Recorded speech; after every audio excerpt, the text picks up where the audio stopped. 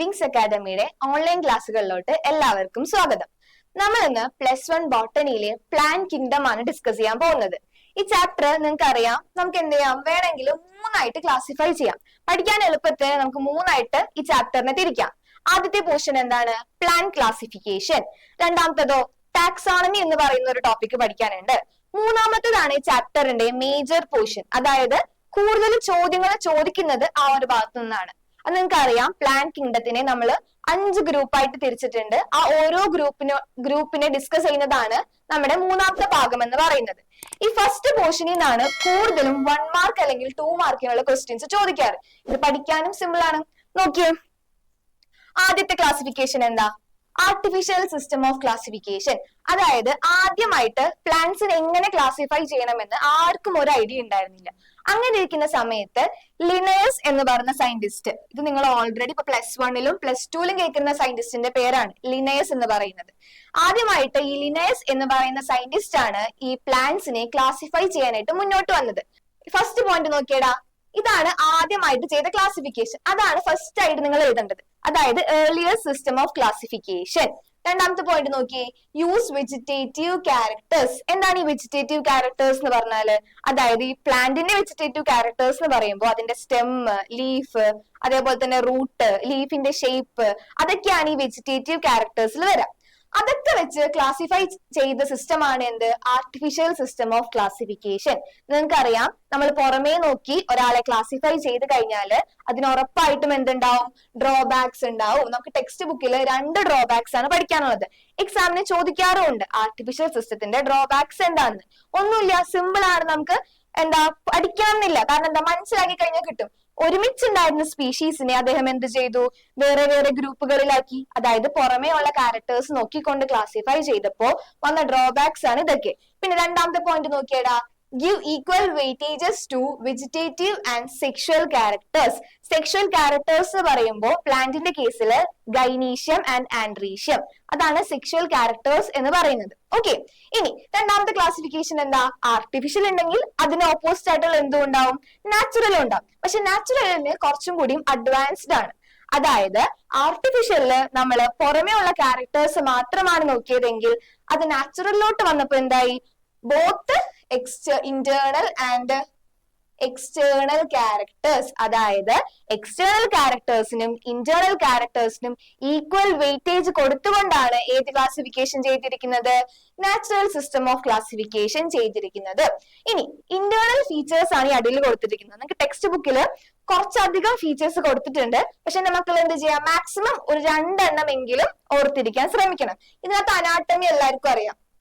Morphology എന്ന് പറഞ്ഞാല് പുറമേ കാണുന്ന ക്യാരക്ടേഴ്സ്. അനാട്ടമി എന്ന് പറഞ്ഞാൽ എന്താ? ഒരു പ്ലാന്റിന്റെ ബോഡിയുടെ സ്ട്രക്ചറിന്റെ അകത്തുള്ള ക്യാരക്ടേഴ്സിനെയാണ് നമ്മൾ എന്ത് പറയാ? അനാട്ടമി എന്ന് പറയാ. പിന്നെ അൾട്രാ സ്ട്രക്ചറിനോ അല്ലെങ്കിൽ എംബ്രിയോളജിന്നോ ഏതെങ്കിലും 2 എണ്ണം എന്റെ മക്കള് നിർബന്ധമായിട്ടും ഓർത്തിരിക്കണം. ഇനി ഇതെന്ന് പറയുന്നത് എക്സാമിന് ചോദിക്കുന്ന ഒരു ഭാഗമാണ്. ഈ സയന്റിസ്റ്റിന്റെ പേര്, ലിനേഴ്സിന്റെ പേരിനേക്കാൾ കൂടുതൽ ക്വസ്റ്റ്യൻസ് എപ്പോഴും വരാറ് ഈ 2 പേരെ ബേസ് ചെയ്തിട്ടാണ്. അതെന്താ ഇങ്ങനെ ക്വസ്റ്റ്യൻ ഉണ്ടാവാം? Natural system of classification propose ചെയ്ത സയന്റിസ്റ്റിന്റെ പേര്. അപ്പൊ സ്പെല്ലിംഗ് തെറ്റാതെ വേണം എഴുതാനായിട്ട്. ബെന്തം ആൻഡ് ഹൂക്കർ.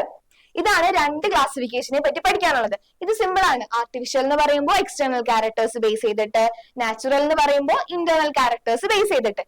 ഇനി മൂന്നാമത്തെ നോക്കിയേ, ഫൈലോജനിക് ക്ലാസിഫിക്കേഷൻ സിസ്റ്റം. ഫൈലോജനി എന്നുള്ള വാക്ക് എന്റെ കുട്ടികൾ ഫസ്റ്റ് ചാപ്റ്ററിൽ കേൾക്കുന്നുണ്ട്. ഫൈലോജനറ്റിക്, അതെന്താ? എവല്യൂഷൻ. ഫൈലോജനിക്ക് സിമിലർ ആയിട്ടുള്ള വാക്കാണ് എന്ത്? എവല്യൂഷൻ എന്ന് പറയുന്നത്. അത്രേ ഉള്ളൂ. Based on evolutionary relationship. നമ്മൾ ഇപ്പോ കറന്റ്ലി യൂസ് ചെയ്യുന്ന ക്ലാസിഫിക്കേഷൻ ഏതാണെന്ന് ചോദിച്ചു കഴിഞ്ഞാൽ എന്റെ മക്കൾ എന്ത് പറയണം? ഫൈലോജനിക് സിസ്റ്റം ഓഫ് ക്ലാസിഫിക്കേഷൻ ആണ്. കാരണം എന്താ? എപ്പോഴും പുറമേ കാണുന്ന ക്യാരക്ടേഴ്സും ഉള്ളിൽ കാണുന്ന ക്യാരക്ടേഴ്സും മേ ബി ചേഞ്ച് ചെയ്യാം.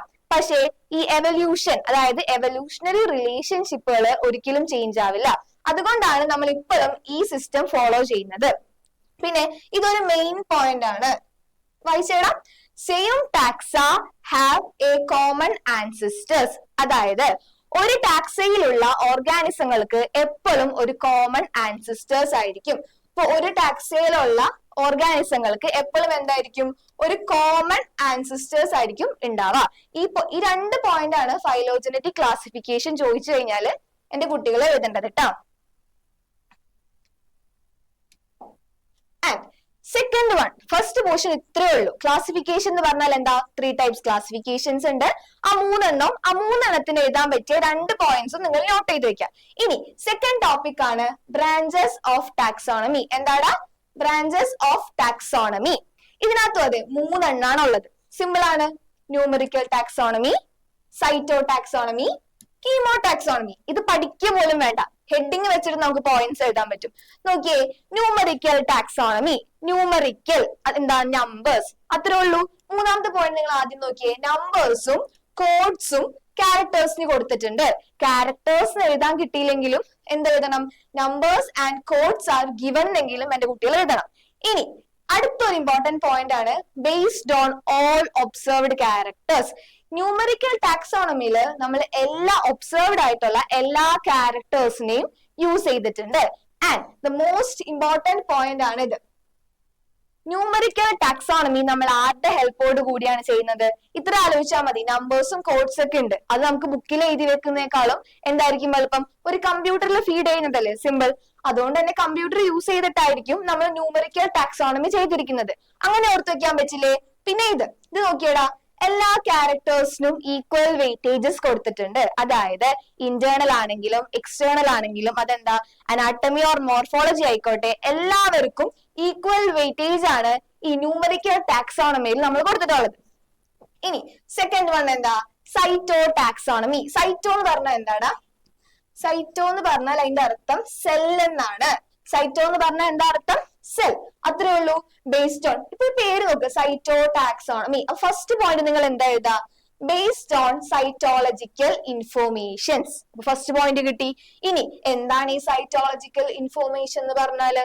ഒരു ക്രോമസോമിന്റെ, ക്രോമസോം എന്ന് പറഞ്ഞാൽ നിങ്ങൾക്ക് അറിയില്ലേ, ക്രോമസോം ഇങ്ങനെയാണ് ഒരു ക്രോമസോം ഇരിക്കുക. ഈ ക്രോമസോമിന്റെ ഇങ്ങനെയാണ് ഒരു ക്രോമസോം ഇരിക്കുക. ഈ ക്രോമസോമിന്റെ നമ്പർ, സ്ട്രക്ചർ, അതിന്റെ ബിഹേവിയർ, അതൊക്കെ ഉപയോഗിച്ച് ക്ലാസിഫൈ ചെയ്യുന്നതിനെയാണ് നമ്മൾ എന്ത് പറയാ, സൈറ്റോ ടാക്സോണമി എന്ന് പറയുന്നത്. ഇനി മൂന്നാമത്തെ കീമോ ടാക്സോണമി. ഇത് ഞാൻ പ്രത്യേകിച്ച് പറയണ്ട. കീമോ എന്ന് പറഞ്ഞാൽ എന്താ അർത്ഥം? കെമിക്കൽ.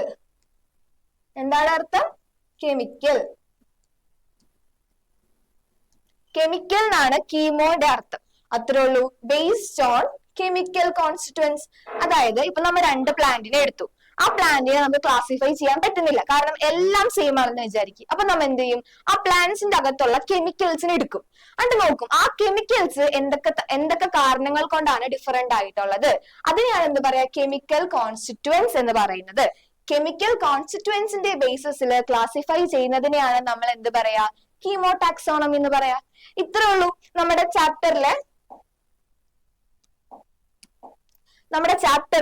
ഫസ്റ്റ് 2 പോർഷൻസ് കഴിഞ്ഞു. ആദ്യത്തെ എന്താ, ക്ലാസിഫിക്കേഷൻ. രണ്ടാമത്തെ എന്താ, ടാക്സോണമി. ഇത് രണ്ടും കഴിഞ്ഞാല് നമ്മൾ ഈ ചാപ്റ്ററിന്റെ ഒരു 1/4 ഭാഗമേ കഴിഞ്ഞിട്ടുള്ളൂ. 3/4 ഭാഗം എന്ന് പറയുന്നത് എന്താണ് 3/4 ഭാഗം എന്ന് പറയുന്നത്? അതെ, എന്താണ്, പ്ലാന്റ്സിനെ നമ്മൾ 5 ഗ്രൂപ്പായിട്ട് ക്ലാസിഫൈ ചെയ്തിട്ടുണ്ട്. എന്തൊക്കെയാണ്? Algae, bryophytes, pteridophytes, gymnosperms, angiosperms. അതിനകത്ത് മോസ്റ്റ് എല്ലാവരുടെയും ഫേവറേറ്റ് ആയിരിക്കും എന്ത്, ആൽഗെ എന്ന് പറയുന്ന ടീം. എല്ലാവരുടെയും ഫേവറേറ്റ് ആയിരിക്കും എന്ത്, ആൽഗെ എന്ന് പറയുന്ന ടീം. അതെന്തുകൊണ്ടാ? നിങ്ങൾക്ക് പഠിക്കാൻ കുറച്ചും കൂടി എളുപ്പമാണ്.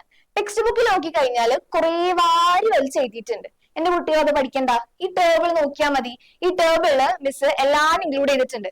നോക്കിയടാ, ആദ്യം ആൽഗെ എന്ന് കേൾക്കുമ്പോ തന്നെ എന്താണ് ആദ്യം മനസ്സിലോട്ട് വരേണ്ടത്? ആൽഗേനെ നമ്മൾ 3 ആയിട്ട് ക്ലാസിഫൈ ചെയ്തിട്ടുണ്ട്. എന്തൊക്കെയാണ്? Chlorophyceae, ഫിയോഫൈസിയെ and റെഡോഫൈസിയെ. എന്തൊക്കെയാടാ?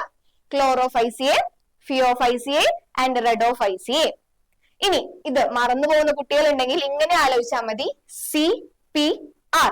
അപ്പൊ പിന്നെ കുറച്ചും കൂടി എളുപ്പമായിട്ട് കിട്ടില്ലേ? CPR എന്ന് ആലോചിച്ചാൽ മതി, അപ്പൊ മര്യാദയ്ക്ക് കിട്ടും. ഇനി ഇവരുടെ കോമൺ നെയിം അത് മിസ് അടുത്ത സ്ലൈഡിലാണ് ഇൻക്ലൂഡ് ചെയ്തിരിക്കുന്നത്. എന്നാൽ നിങ്ങൾക്ക് അറിയുണ്ടാവും ക്ലോറോഫൈസിയെ. ക്ലോറോഫിൽ എന്ന് പറയുമ്പോൾ തന്നെ നമ്മുടെ മനസ്സിലോട്ട് ഏത് കളറാ വരിക? ഗ്രീൻ. സിമ്പിൾ ആണ്. ക്ലോറോഫൈസിയുടെ കോമൺ നെയിം എന്താ? Green algae. ഇനി റെഡോഫൈസിയിലോട്ട് വന്നാലോ?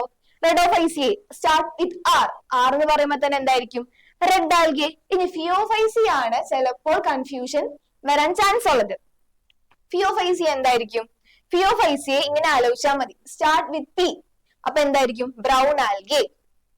ഈ ശ്രദ്ധിച്ചവരുടെ മിസ് ഇവിടെ റൈറ്റ് സൈഡിൽ കൊടുത്തിരിക്കുന്നത് ഇവരുടെ ക്യാരക്ടേഴ്സ് ആണ്. ടെക്സ്റ്റ് ബുക്കിൽ ഇങ്ങനെ കുറെ പേജുകളിലായിട്ട് പാരഗ്രാഫ് ആയിട്ടാണ് കൊടുത്തിരിക്കുന്നത്. മിസ് അതിനെല്ലാതും എടുത്തിട്ട് ഒരു ബോക്സിലാക്കി വെച്ചിട്ടുണ്ട്. ഈ ബോക്സ് നിങ്ങൾ പഠിച്ചാൽ മതി. നോക്കിയടാ, ഫസ്റ്റ് ക്യാരക്ടർ എന്താ? പിഗ്മെന്റ്. അതായത് ഇവർക്ക് ക്ലോറോഫൈസിയെ, ഫിയോഫൈസിയെ, റെഡോഫൈസിയെ എന്ന് പേര് വരാനായിട്ട് കാരണം ഇവരുടെ ശരീരത്തിലുള്ള ഈ പിഗ്മെന്റ്സ് ആണ്. ഇത് പഠിക്കാനും സിമ്പിൾ ആണ്. എല്ലാവർക്കും കോമൺ ആയിട്ട് എന്ത് പിഗ്മെന്റ് ഉണ്ട്? ക്ലോറോഫിൽ എ ഉണ്ട്. അപ്പൊ പിന്നെ അത് സിമ്പിൾ ആയില്ലേ? പിഗ്മെന്റ്സ് ചോദിച്ചു കഴിഞ്ഞാൽ എല്ലാവർക്കും കോമൺ ആയിട്ടുള്ള പിഗ്മെന്റ് ആണ് ക്ലോറോഫിൽ എ. ഇനി സെക്കൻഡ് പിഗ്മെന്റ് ആണെങ്കിലോ അതും സിമ്പിൾ ആണ്. എന്താണ്? Chlorophyll B, chlorophyll C, chlorophyll D. ഇങ്ങനെ തന്നെ ഓർത്താൽ മതി, ബി സി ഡി. അപ്പൊ അത് എളുപ്പമായി. പിന്നെ ഈ ഫിയോഫൈസിയക്കും റെഡോഫൈസിയക്കും എക്സ്ട്രാ പിഗ്മെന്റ്സ് ഉണ്ട്. അത് ഇമ്പോർട്ടന്റ് ആണ്. ഇതൊന്ന് ഓർത്ത് വെക്കണം. ഫ്യൂക്കോസാന്തിൻ. എന്താ ഇതിനെ വായിക്കാം? ഫ്യൂക്കോസാന്തിൻ. സ്പെല്ലിംഗ് തെറ്റരുത്, പരമാവധി സ്പെല്ലിംഗ് തെറ്റിക്കാണ്ട് എഴുതാൻ ശ്രമിക്കണം. ഇനി ഇവിടെ ഈ റെഡോഫൈസിയക്ക് റെഡ് കളർ കൊടുക്കാൻ, റെഡ് കളർ അല്ല റെഡോഫൈസിയെ, അതിനുള്ള കാരണം എന്താ? ഫൈക്കോ എർത്തിൻ എന്ന് പറയുന്ന പിഗ്മെന്റ് ആണ്. അവരുടെ ശരീരത്തില് ഫൈക്കോ എർത്തിൻ എന്ന് പറയുന്ന പിഗ്മെന്റ് ഉള്ളത് കൊണ്ടാണ് റെഡോഫൈസിയക്ക് എന്ത് കളർ കിട്ടിയിരിക്കുന്നത്? റെഡ് കളർ കിട്ടിയിരിക്കുന്നത്. ഇതാണ് ഫസ്റ്റത്തെ ക്യാരക്ടർ എന്ന് പറയുന്നത്. നമ്മളപ്പോ 3 ടൈപ്പ് ഓഫ് ആൽഗയുടെയും പിഗ്മെന്റുകൾ പഠിച്ചു. ഇനി രണ്ടാമത്തെ എന്താ? ഹാബിറ്റാറ്റ്. അതായത് അവരെ എവിടെയൊക്കെ കാണാൻ പറ്റും? അതും സിമ്പിൾ ആണ്. എല്ലാവരെയും നമുക്ക് എവിടെ കാണാൻ പറ്റും? മറൈനിൽ കാണാൻ പറ്റും. അപ്പൊ പിന്നെ സിമ്പിൾ ആയില്ലേ? എല്ലാവരുടെയും ഒരു ഹാബിറ്റാറ്റ് നമ്മൾ ഒറ്റയടിക്ക് പഠിച്ചു, മറൈൻ. ഇനി എങ്ങനെയാണ്? ഇവിടെ നിന്ന് അങ്ങോട്ട് പോകും തോറും ഇവിടെ നമ്മൾ കാണുന്നത് കുറഞ്ഞു കുറഞ്ഞു വരും. നോക്കിയടാ, ഇവിടെ മിസ് ഫ്രഷ് വാട്ടർ എന്ന് എഴുതിയിട്ടുണ്ട്. ഇപ്പുറത്തോട്ട് വന്നപ്പോഴോ റയർ ഇൻ ഫ്രഷ് വാട്ടർ ആയി. അത് ഇപ്പുറത്തോട്ട് വന്നപ്പോഴോ സം ഇൻ ഫ്രഷ് വാട്ടർ. അങ്ങനെ ആലോചിച്ചാൽ മതി. ഇവര് നമ്മൾ എല്ലായിടത്തും കാണാൻ പറ്റും. ക്ലോറോഫൈസിയനെ നമുക്ക് എവിടെ വേണമെങ്കിലും കാണാൻ പറ്റും. ഇനി അത് ഇങ്ങോട്ട് പോകും തോറും കുറഞ്ഞു കുറഞ്ഞു വരും. അതേപോലെ തന്നെ ക്ലോറോഫൈസിയനെ മാത്രം കാണുന്ന സ്ഥലമാണ് എന്ത്? Moist soil. എവിടെയാണ്? Moist soil. ഇത്രയുള്ള ഹാബിറ്റാറ്റ് പഠിക്കാനായിട്ട്. ഇനി അടുത്തത് നോക്കിയേ, സെൽ സ്ട്രക്ചർ. അതായത് അവരുടെ സെല്ലിന്റെ ഘടന, അവരുടെ സെൽ എങ്ങനെയാണ് ഇരിക്കുന്നത്. നോക്കിയടാ, ക്ലോറോഫൈസി എങ്ങനെ ഇരിക്കും? അവര് മൾട്ടി സെല്ലുലാർ ഒന്നുമല്ല. അവരെങ്ങനെയാണ്? യൂണിസെല്ലുലാർ ആണ്. അവർ വേണമെങ്കിൽ കൊളോണിയൽ ആയിട്ട് കാണും. കൊളോണിയൽ എന്ന് പറഞ്ഞാൽ എന്താ? ഒന്നിൽ കൂടുതൽ ആൽഗകൾ കൂട്ടം കൂടി ഇരിക്കുന്നതിനെയാണ് നമ്മൾ എന്ത് പറയാ? കൊളോണിയൽ എന്ന് പറയുന്നത്. അല്ലെങ്കിൽ അവരെങ്ങനെ കാണും? ഫിലമെന്റസ് ആയിട്ട് കാണും. ഇനി ഇവർ രണ്ടും കൂടി കുറച്ചും കൂടി അഡ്വാൻസ്ഡ് ആണ്. ഇവരെങ്ങനെയാണ്? ഇവർ രണ്ടുപേരും യൂണിസെല്ലുലാർ അല്ല. അവർ രണ്ടുപേരും എങ്ങനെയാണ്? അവർ രണ്ടുപേരും മൾട്ടി സെല്ലുലാർ ആൽഗകളാണ്. ഓക്കെ. ആൻഡ് ഇത് കുറച്ച് ഇമ്പോർട്ടന്റ് ആണ്. മിസ് ഇവിടെ സ്റ്റാർ ഇട്ട് വെക്കാം, കാരണം ഇത് എക്സാമിന് ചോദിക്കും. ഇതാണ് മിക്കപ്പോഴും എക്സാമിന് ചോദിക്കുന്നത്. ക്ലോറോഫൈസിയുടെ സെൽ വാൾ എന്ത് വെച്ചിട്ടാണ് ഉണ്ടാക്കിയിരിക്കുന്നത്? ഇത് തെറ്റിക്കാനുള്ള കാരണം എന്താണെന്ന് അറിയോ? ടെക്സ്റ്റില് നിങ്ങൾ വായിക്കാൻ വിട്ടുപോകുന്ന ഒരു സംഭവമാണിത്.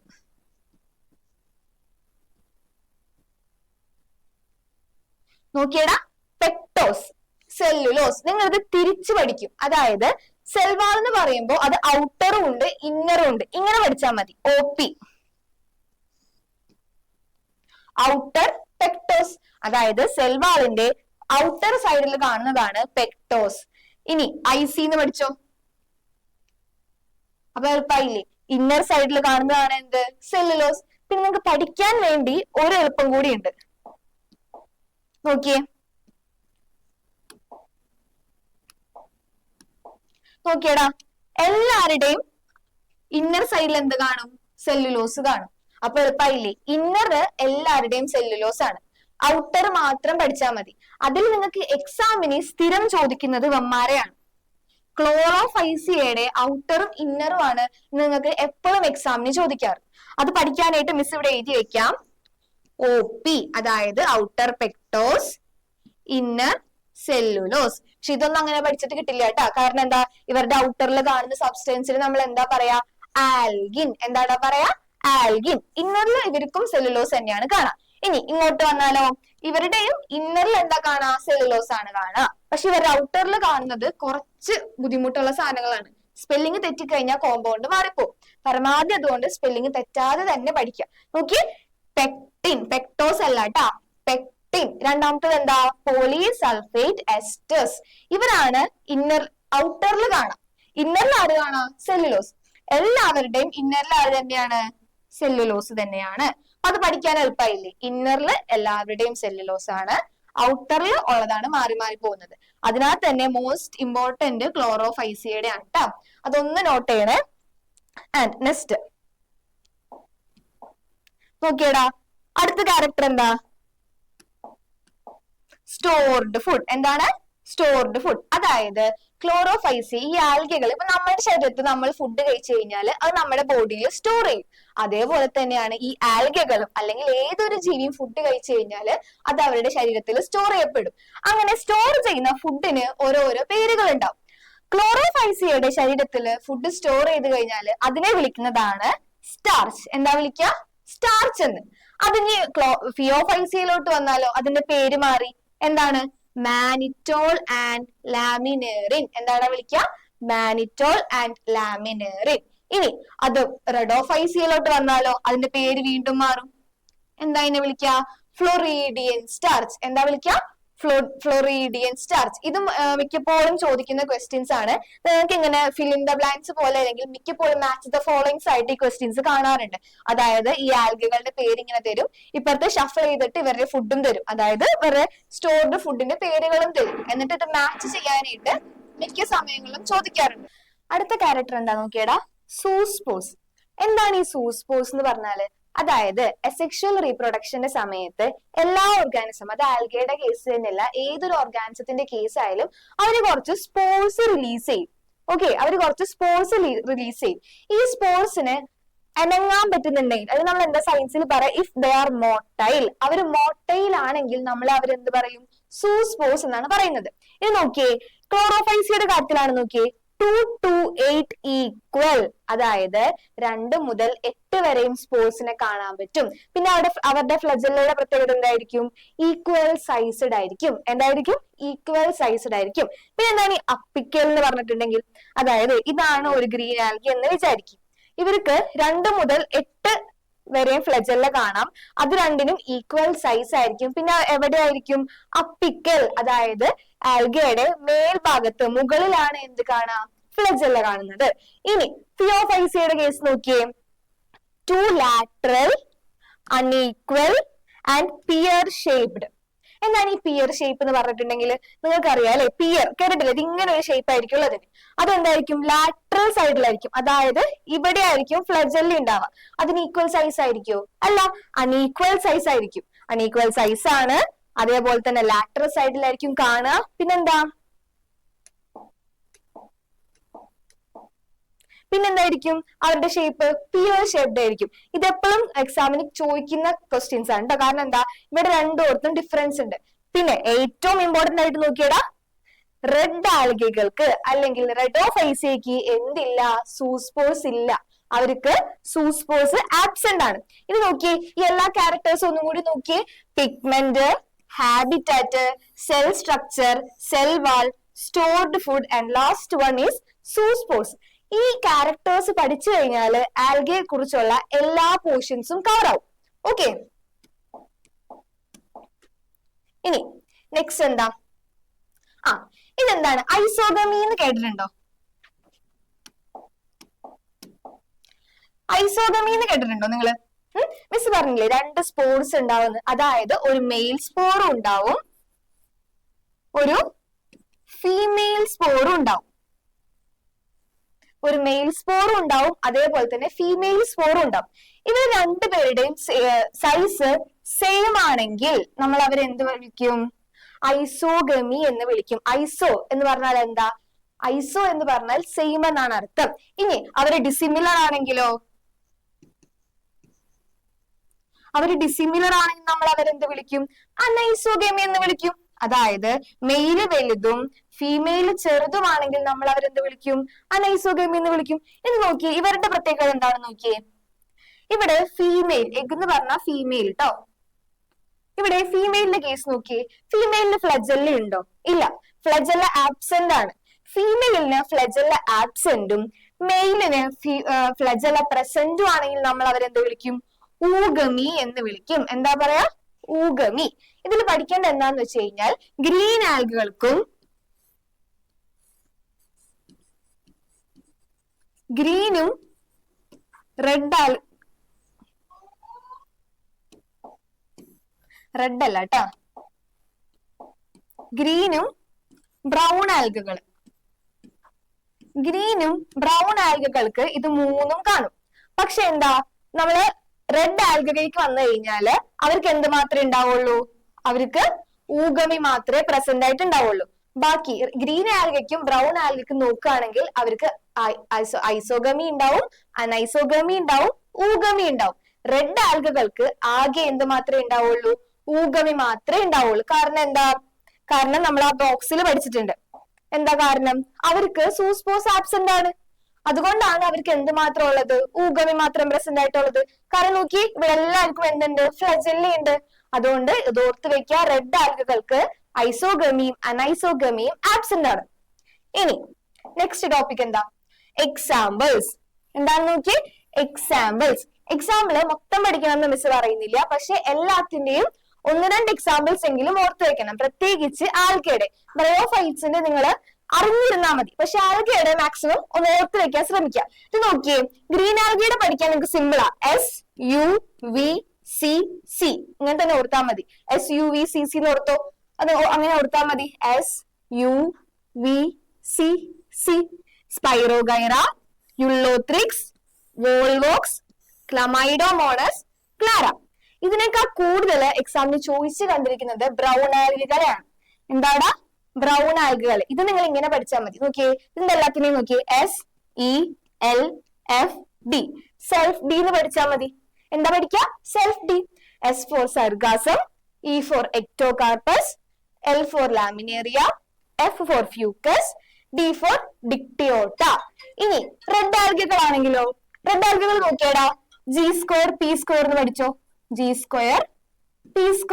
അതായത് ഗ്രാസിലേറിയ, ജെലീഡിയം, പോറിഫൈറ, പോളിസിപ്പോണിയ. ഇത് 4 ഉള്ളൂ റെഡ് ആൽഗയുടെ പഠിക്കാനായിട്ട്.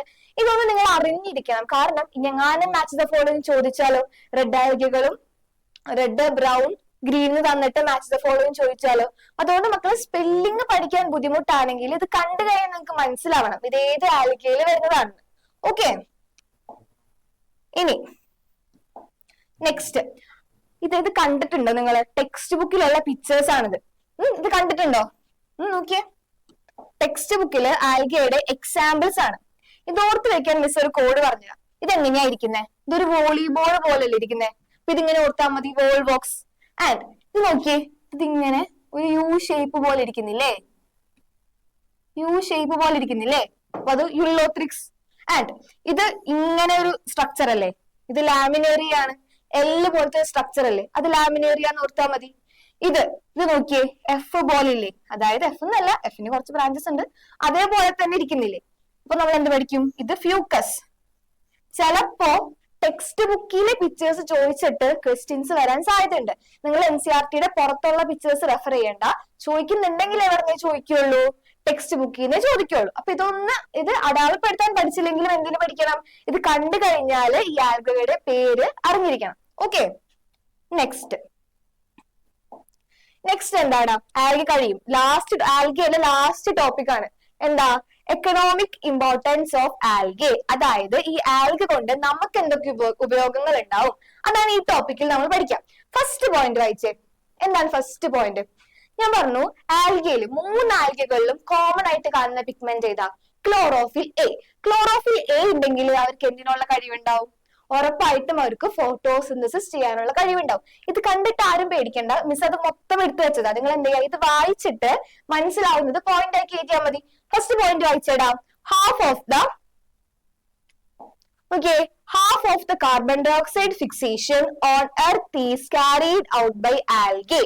അതെന്തുകൊണ്ടാ? അവരുടെ ശരീരത്തിൽ എന്ത് പിഗ്മെന്റ് ഉണ്ട്? ക്ലോറോഫിൽ എ ഉണ്ട്. അതുകൊണ്ട് അവർക്ക് എന്ത് ചെയ്യാൻ പറ്റും? ഫോട്ടോസിന്തസിസ് ചെയ്യാൻ പറ്റും. ഫോട്ടോസിന്തസിസ് എന്ന് വെച്ചാൽ പ്രോസസ്. അതെന്ത് പ്രോസസ്സാണ്? Carbon dioxide fixation. ഫോട്ടോസിന്തസിസ് ചെയ്യുമ്പോൾ കാർബൺ ഡയോക്സൈഡിനെ പ്ലാന്റ്സ് വലിച്ചെടുക്കും. കാർബൺ ഡയോക്സൈഡിന്റെ അളവ് കുറയും. ഗ്രാജുവലി എന്തിന്റെ അളവ് കൂടും? അതാണ് നെക്സ്റ്റ് പോയിന്റ്. ഗ്രാജുവലി എന്തിന്റെ അളവാണ് കൂടാ? Okay, increases the level of oxygen.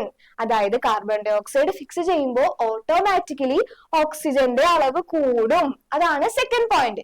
ഇനി തേർഡ് പോയിന്റ് ഇമ്പോർട്ടന്റ് ആണ് ട്ടോ, മിക്കപ്പോഴും ചോദിക്കുന്ന ക്വസ്റ്റ്യൻ ആണ്.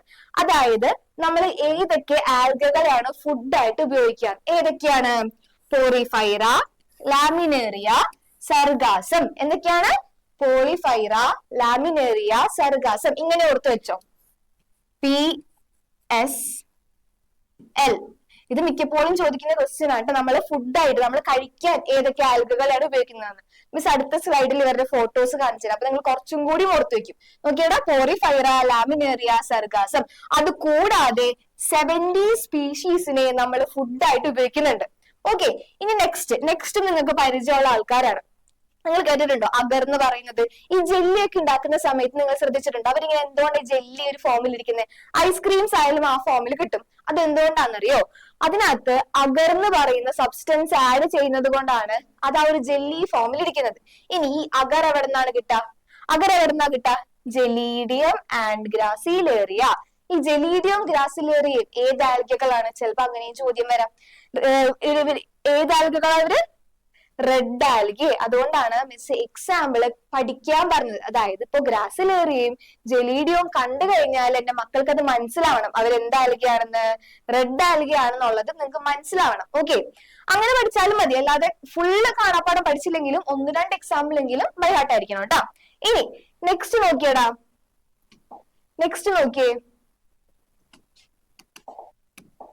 നെക്സ്റ്റ് 5ാമത്തെ പോയിന്റ് എന്താണെന്ന് നോക്കിയേ. അതായത് നമ്മളിപ്പോ ട്രിപ്പ് ഒക്കെ പോകുമ്പോൾ എന്ത് ചെയ്യും? ഫുഡ് ക്യാരി ചെയ്ത് കൊണ്ടുപോകുന്നവരുണ്ട്. പിക്നിക് ഒക്കെ പോകുമ്പോൾ ബിരിയാണി കൊണ്ടുപോകും, അല്ലെങ്കിൽ ചോറ്, അല്ലെങ്കിൽ ബ്രെഡ്, ബർഗർ, അതൊക്കെ നമ്മൾ ക്യാരി ചെയ്ത് കൊണ്ടുപോകും. ഈ സ്പേസിലോട്ടൊക്കെ പോകുന്നവര് എങ്ങനെയാണ്? ഈ ബിരിയാണി ഒക്കെയാണോ ക്യാരി ചെയ്ത് കൊണ്ടുപോവാ? അവരെന്ത് ഫുഡാ കൊണ്ടുപോവാ? അവരെന്ത് ചെയ്യുന്നറിയോ? ഈ പ്രോട്ടീൻ റിച്ച് ആയിട്ടുള്ള സംഭവങ്ങളൊക്കെ എടുത്തിട്ട് അവർ സപ്ലിമെന്റ്സ് ആക്കും. അതായത് ഗുളികകളുടെ ഫോമിലാക്കും. എന്നിട്ട് ആ ഗുളികകളാണ് ഇവർ ക്യാരി ചെയ്ത് കൊണ്ടുപോവാ. എന്നിട്ട് ഒരു ബ്രേക്ക്ഫാസ്റ്റിന് ഒരു ഗുളിക കഴിക്കും, ലഞ്ചിന് വേണ്ട പ്രോട്ടീൻസ് ഉള്ള ഗുളിക ലഞ്ച് ടൈമിൽ കഴിക്കും, നൈറ്റ് വേറെ സപ്ലിമെന്റ്സ് എടുക്കും. അങ്ങനെയാണ് ഇവര് സ്പേസിൽ സർവൈവ് ചെയ്യുന്നത്. നമ്മുടെ ക്ലോറല്ലയ്ക്ക് ഒരു പ്രത്യേക കഴിവുണ്ട്. ക്ലോറല്ലയുടെ ശരീരം എന്ന് പറഞ്ഞിട്ടുണ്ടെങ്കിൽ പ്രോട്ടീൻ റിച്ച് ആണ്. എന്താണ്? പ്രോട്ടീൻ റിച്ച് ആണ്. സ്പേസിൽ പോണവർ എന്ത് ചെയ്യുന്നറിയോ? ഈ ക്ലോറല്ലിനെ എടുത്തിട്ട് അവരൊരു ഗുളികയുടെ രൂപത്തിലാക്കും. എന്നിട്ട് അവർ ക്യാരി ചെയ്ത് കൊണ്ടുപോകും. എന്നിട്ട് അവർ കഴിക്കുന്ന ഫുഡിന്റെ ഒപ്പം, അതായത് ഫുഡ് എന്ന് പറഞ്ഞാൽ ഈ ഗുളികകൾ തന്നെയായിരിക്കും, അതിന്റെ ഒപ്പം എന്ത് ചെയ്യും കൂടി കഴിക്കും? ക്ലോറല്ലിനെ കഴിക്കും. ക്ലോറല്ലിനെ കഴിക്കുമ്പോ ക്ലോറല്ലയില് ഉള്ള പ്രോട്ടീൻസ് ആർക്ക് കിട്ടും? അവിടെ ഉള്ള ആൾക്കാർക്ക് കിട്ടും. അത് മിസ് നെക്സ്റ്റ് നോക്ക്, ഇത് കണ്ടോ? ഇതാണ് ക്ലോറല്ലിനെ ഗുളികയാക്കിയിരിക്കുന്നത്. കണ്ടോ ഈ പൊടികൾ കണ്ടോ? ഇതാണ് ആര് ക്യാരി ചെയ്യാ? സ്പേസിൽ പോകുന്ന ആൾക്കാര് ക്യാരി ചെയ്യുന്നത്. ഓക്കെ, ഇനി നെക്സ്റ്റ് പോയിന്റ് വായിച്ചേ. Some marine brown and red algae produce large amount of hydrocolloids. എന്താണ് ഈ ഹൈഡ്രോകൊളോയിഡ്സ് എന്ന് പറഞ്ഞിട്ടുണ്ടെങ്കിൽ മിസ് ചോദിക്കട്ടെ, നമ്മൾ ഈ ആൽഗെ എന്ന് പറയുന്നത് എല്ലാവർക്കും അറിയാം, പച്ചപ്പായല്. നമ്മൾ ഈ മഴ സമയത്ത് ടെറസിലൊക്കെ ഈ പായല്, അതായത് ഇതിന്റെ പച്ച കളറിൽ പായൽ ഉണ്ടാവും. നമ്മളുടെ അമ്മമാർ എപ്പോഴും പറയും സൂക്ഷിച്ച് നടക്കണം, അല്ലെങ്കിൽ തെന്നി വീഴുന്ന്. എന്തുകൊണ്ടാണ് ഈ തെന്നി പോകുന്നത്? അതറിയാമായിരിക്കെങ്കിലും. അതായത് ഈ ആൽഗി എന്ന് പറഞ്ഞ സബ്സ്റ്റൻസ് ഇങ്ങനെ ഉണ്ടെന്ന് വിചാരിക്കും. ഈ ആൽഗകൾക്ക് ഒരു പ്രത്യേക കഴിവുണ്ട്. സറൗണ്ടിങ്സിലുള്ള വെള്ളത്തിനെ ഇവരുടെ ചുറ്റും കൊണ്ടുവയ്ക്കും. എല്ലാ വെള്ളത്തിനും അബ്സോർബ് ചെയ്തിട്ട് ഇവർ ഈ ആൽഗകളുടെ ചുറ്റും വെക്കും. അതുകൊണ്ടാണ് നമ്മൾ ഇവരുടെ മേലെ വന്ന് ചവിട്ടുമ്പത്തേക്കും തെന്നി പോണത്. ആ ഒരു കഴിവിനെ നമ്മൾ സയൻസിൽ എന്താ പറയാ? ഹൈഡ്രോകൊളോയിഡ്സ്. ഇവിടെ വായിച്ചേ, വാട്ടർ ഹോൾഡിംഗ് കപ്പാസിറ്റി. വാട്ടർ അവരുടെ ശരീരത്തിൽ ഹോൾഡ് ചെയ്യാനുള്ള കപ്പാസിറ്റിയാണ് നമ്മൾ എന്ത് പറയാ? ഹൈഡ്രോകൊളോയിഡ്സ് എന്ന് പറയുന്നത്. ആ ഒരു കപ്പാസിറ്റി ആർക്കൊക്കെ ഉണ്ട്? ബ്രൗൺ ആൽഗയ്ക്ക് ഉണ്ട്, റെഡ് ആൽഗയ്ക്ക് ഉണ്ട്. ഇവർക്കാണ് മെയിൻ ആയിട്ട് ആ കപ്പാസിറ്റി ഉള്ളത്.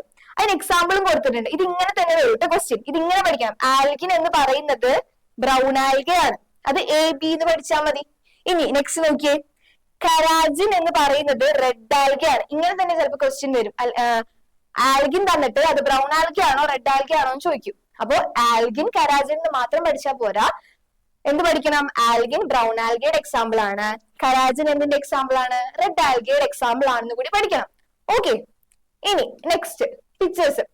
ഈ സംഭവം എല്ലാവർക്കും അറിയാം. നമ്മൾ കഴിച്ചിട്ടില്ലെങ്കിലും റീൽസിലായാലും യൂട്യൂബിലായാലും ഒത്തിരി കണ്ട ഒരു ടൈമില് ഭയങ്കര ഫേമസ് ആയ ഫുഡാണ് അല്ലെ? ഇതിനകത്ത് ഈ ബ്ലാക്ക് സാധനം എന്താണെന്ന് ആർക്കെങ്കിലും അറിയോ? ഈ ബ്ലാക്ക് കവറിങ് എന്താണെന്ന് ആർക്കെങ്കിലും അറിയോ? നമ്മളെ പോളിഫയറാണത്. പോളിഫയറ എന്ന് പറഞ്ഞ ആൽഗേനെ എടുത്തിട്ടാണ് ഇവർ ഈ ബ്ലാക്ക് കവറിങ് ഉണ്ടാക്കിയിരിക്കുന്നത്. ഓക്കെ, ആൻഡ് ഇത് മിസ് ഓൾറെഡി പറഞ്ഞത് എന്താ, ഇതാണ് ക്ലോറല്ല. ആൻഡ് ഇത് നോക്കിയേ, ഇതൊരു ആൽഗയാണ്. ഇത് ഏത് ആൽഗയാണെന്ന് അറിയണ്ട കുട്ടികൾക്ക്? എരിഞ്ഞോണ്ടിരിക്കുന്നത് ഇതാണ് സർഗാസം എന്ന് പറയുന്ന ആൽഗെ. ആൻഡ് ഇതെന്താണെന്ന് അറിയോ? ഇതൊരു സാലഡാണ്. ഇത് ഭയങ്കര പ്രോട്ടീൻ റിച്ച് ആയിട്ടുള്ള സാലഡാ. ലാമിനേറിയ വെച്ചുണ്ടാക്കിയ സാലഡാണ് ഈ കാണുന്നത്. ഓക്കെ, നമ്മുടെ നാട്ടിൽ നമ്മൾ അങ്ങനെ ആൽഗേനെ വെച്ചിട്ട് ഫുഡൊന്നും ഉണ്ടാക്കാറില്ല. പക്ഷെ പുറത്ത് ഇവരെ ഭയങ്കര ഡിമാൻഡാണ്. ഇപ്പൊ ഇതൊക്കെ നോക്കി, പോളിഫയർ ഉണ്ടെങ്കിലേ ഇത് ഉണ്ടാക്കാൻ പറ്റുള്ളൂ. അപ്പൊ അത്രയും ഡിമാൻഡുള്ള ടീംസാണ് ഈ ആൽഗെ എന്ന് പറഞ്ഞിട്ടുള്ളത്. ആൻഡ് ഇത്രേ ഉള്ളൂ നമുക്ക് ആൽഗേനെ കുറിച്ച് പഠിക്കാനായിട്ട്. സെക്കൻഡ് ഗ്രൂപ്പ് ഏതാണ്? സെക്കൻഡ് ഗ്രൂപ്പ് ഏതാടാ? Second group bryophytes. എന്താണ്? Bryophytes.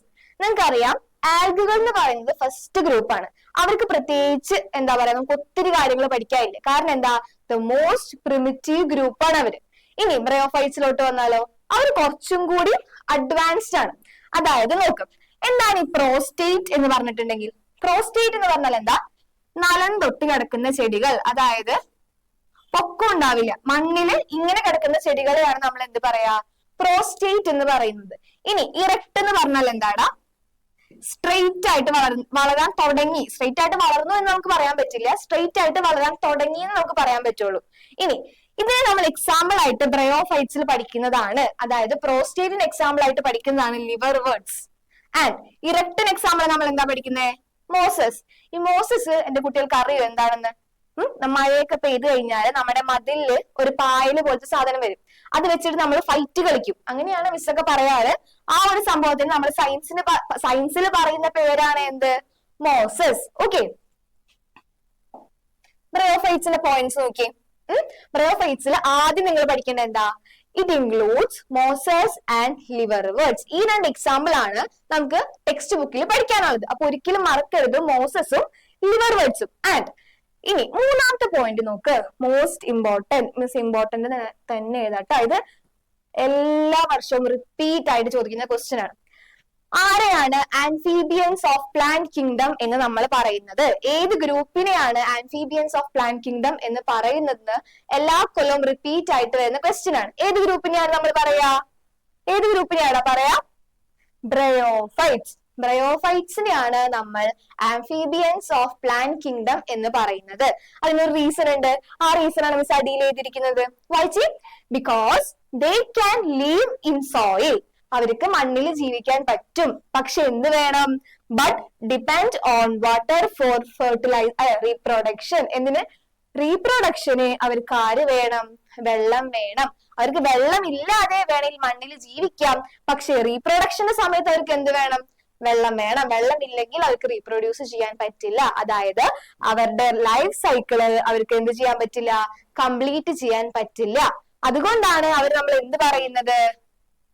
Amphibians of plant kingdom എന്ന് പറയുന്നത്. എന്ത് പറയുന്നത്? Amphibians of plant kingdom. ഇത് ഒരിക്കലും മറക്കരുത്. ഇത് എല്ലാ കൊല്ലവും റിപ്പീറ്റഡ് ആയിട്ട് വരുന്ന ക്വസ്റ്റ്യൻ ആണ്. Which group is known as amphibians of kingdom എന്നായിരിക്കും എ ക്വസ്റ്റ്യൻ. എന്നിട്ട് B question give the reason എന്നായിരിക്കും. അപ്പൊ അത് രണ്ടും നിങ്ങൾ എഴുതണം കേട്ടോ. ഇനി അടുത്ത പോയിന്റ് എന്താ? അടുത്ത പോയിന്റ് നോക്കിയേ. Play an important role in plant succession. അതായത് ഈ പ്ലാന്റ് സക്സിഷൻ എന്ന് പറഞ്ഞു കഴിഞ്ഞാല് ഈ റോക്സ് ഒക്കെ ഉണ്ടാവില്ലേടാ, ഈ റോക്സിന്റെ മേലെ ഈ കുറെ പായൽ പോലത്തെ സാധനങ്ങളൊക്കെ വന്ന് ഈ റോക്സിനെ പൊടിക്കും. അതിനെയാണ് എന്ത് പറയാ? പ്ലാന്റ് സക്സിഷൻ ഓൺ ബെയർ റോക്സ് എന്ന് പറയുന്നത്. ഓക്കെ, ഇനി ഈ പോയിന്റ് കുറച്ച് ഇമ്പോർട്ടന്റ് ആണ്. ഇത് നിങ്ങൾക്ക് കേട്ടിട്ടുണ്ടാവും. നിങ്ങൾ എന്താ മിസ് പറഞ്ഞു? ഇവര് പ്രോസ്റ്റേറ്റ് ആണ് ഇവരുടെ ബോഡിന്ന്. അതായത് ഇങ്ങനെ മണ്ണിൽ ഇങ്ങനെ കിടക്കും. ഇങ്ങനെ മണ്ണില് ഒരു കാലസ് ലൈക്ക് ഓർഗനൈസേഷൻ ആണ് ഇവർക്ക് ഉണ്ടാവുക. അതായത് ഇവർക്ക് പ്രോപ്പർ ആയിട്ടുള്ള റൂട്ട് ഉണ്ടെന്ന് നമുക്ക് പറയാൻ പറ്റില്ല, പ്രോപ്പർ ആയിട്ട് സ്റ്റെം ഉണ്ടെന്ന് പറയാൻ പറ്റില്ല, പ്രോപ്പർ ആയിട്ട് ലീഫ് ഉണ്ടെന്ന് പറയാൻ പറ്റില്ല. അൺഡിഫറൻഷിയേറ്റഡ് ആയിട്ട് ഒരു ബോഡി ആയിരിക്കും ആർക്ക് ഉണ്ടാവുക? ബ്രയോഫൈറ്റ്സിന് ഉണ്ടാവുക. അതാണ് എഴുതിയിരിക്കുന്നത്. കണ്ട, ദേ ഹാവ് നോട്ട്. അവർക്ക് എന്തില്ല? They lack true stem. ശരിക്കുള്ള സ്റ്റെം ഇല്ല, ശരിക്കുള്ള ലീഫ് ഇല്ല, ശരിക്കുള്ള റൂട്ടും ഇല്ല. പകരം അവർക്ക് എന്താ ഉള്ളേ? They have root like stem like, leaf like structure. അതായത് സ്റ്റെമ്മിനെ പോലെ, ലീഫിനെ പോലെ അല്ലെങ്കിൽ റൂട്ടിനെ പോലെയുള്ള സ്ട്രക്ചേഴ്സ് ആണ് ആർക്കുള്ളത്? ഇവർക്കുള്ളത്. അല്ലാതെ ഇവർക്ക് ഒറിജിനൽ ആയിട്ടുള്ള, അതായത് ശരിക്കുള്ള സ്റ്റെമ്മോ ലീഫോ റൂട്ടോ ആർക്കില്ല? ബ്രയോഫൈറ്റ്സ് ഇല്ല. നെക്സ്റ്റ് നോക്കിയേ. നെക്സ്റ്റ് നമുക്ക് ഇനി ഇവരുടെ റീപ്രൊഡക്ഷനെ പറ്റിയിട്ട് പഠിക്കാം. നോക്കിയടാ റീപ്രൊഡക്ഷൻ.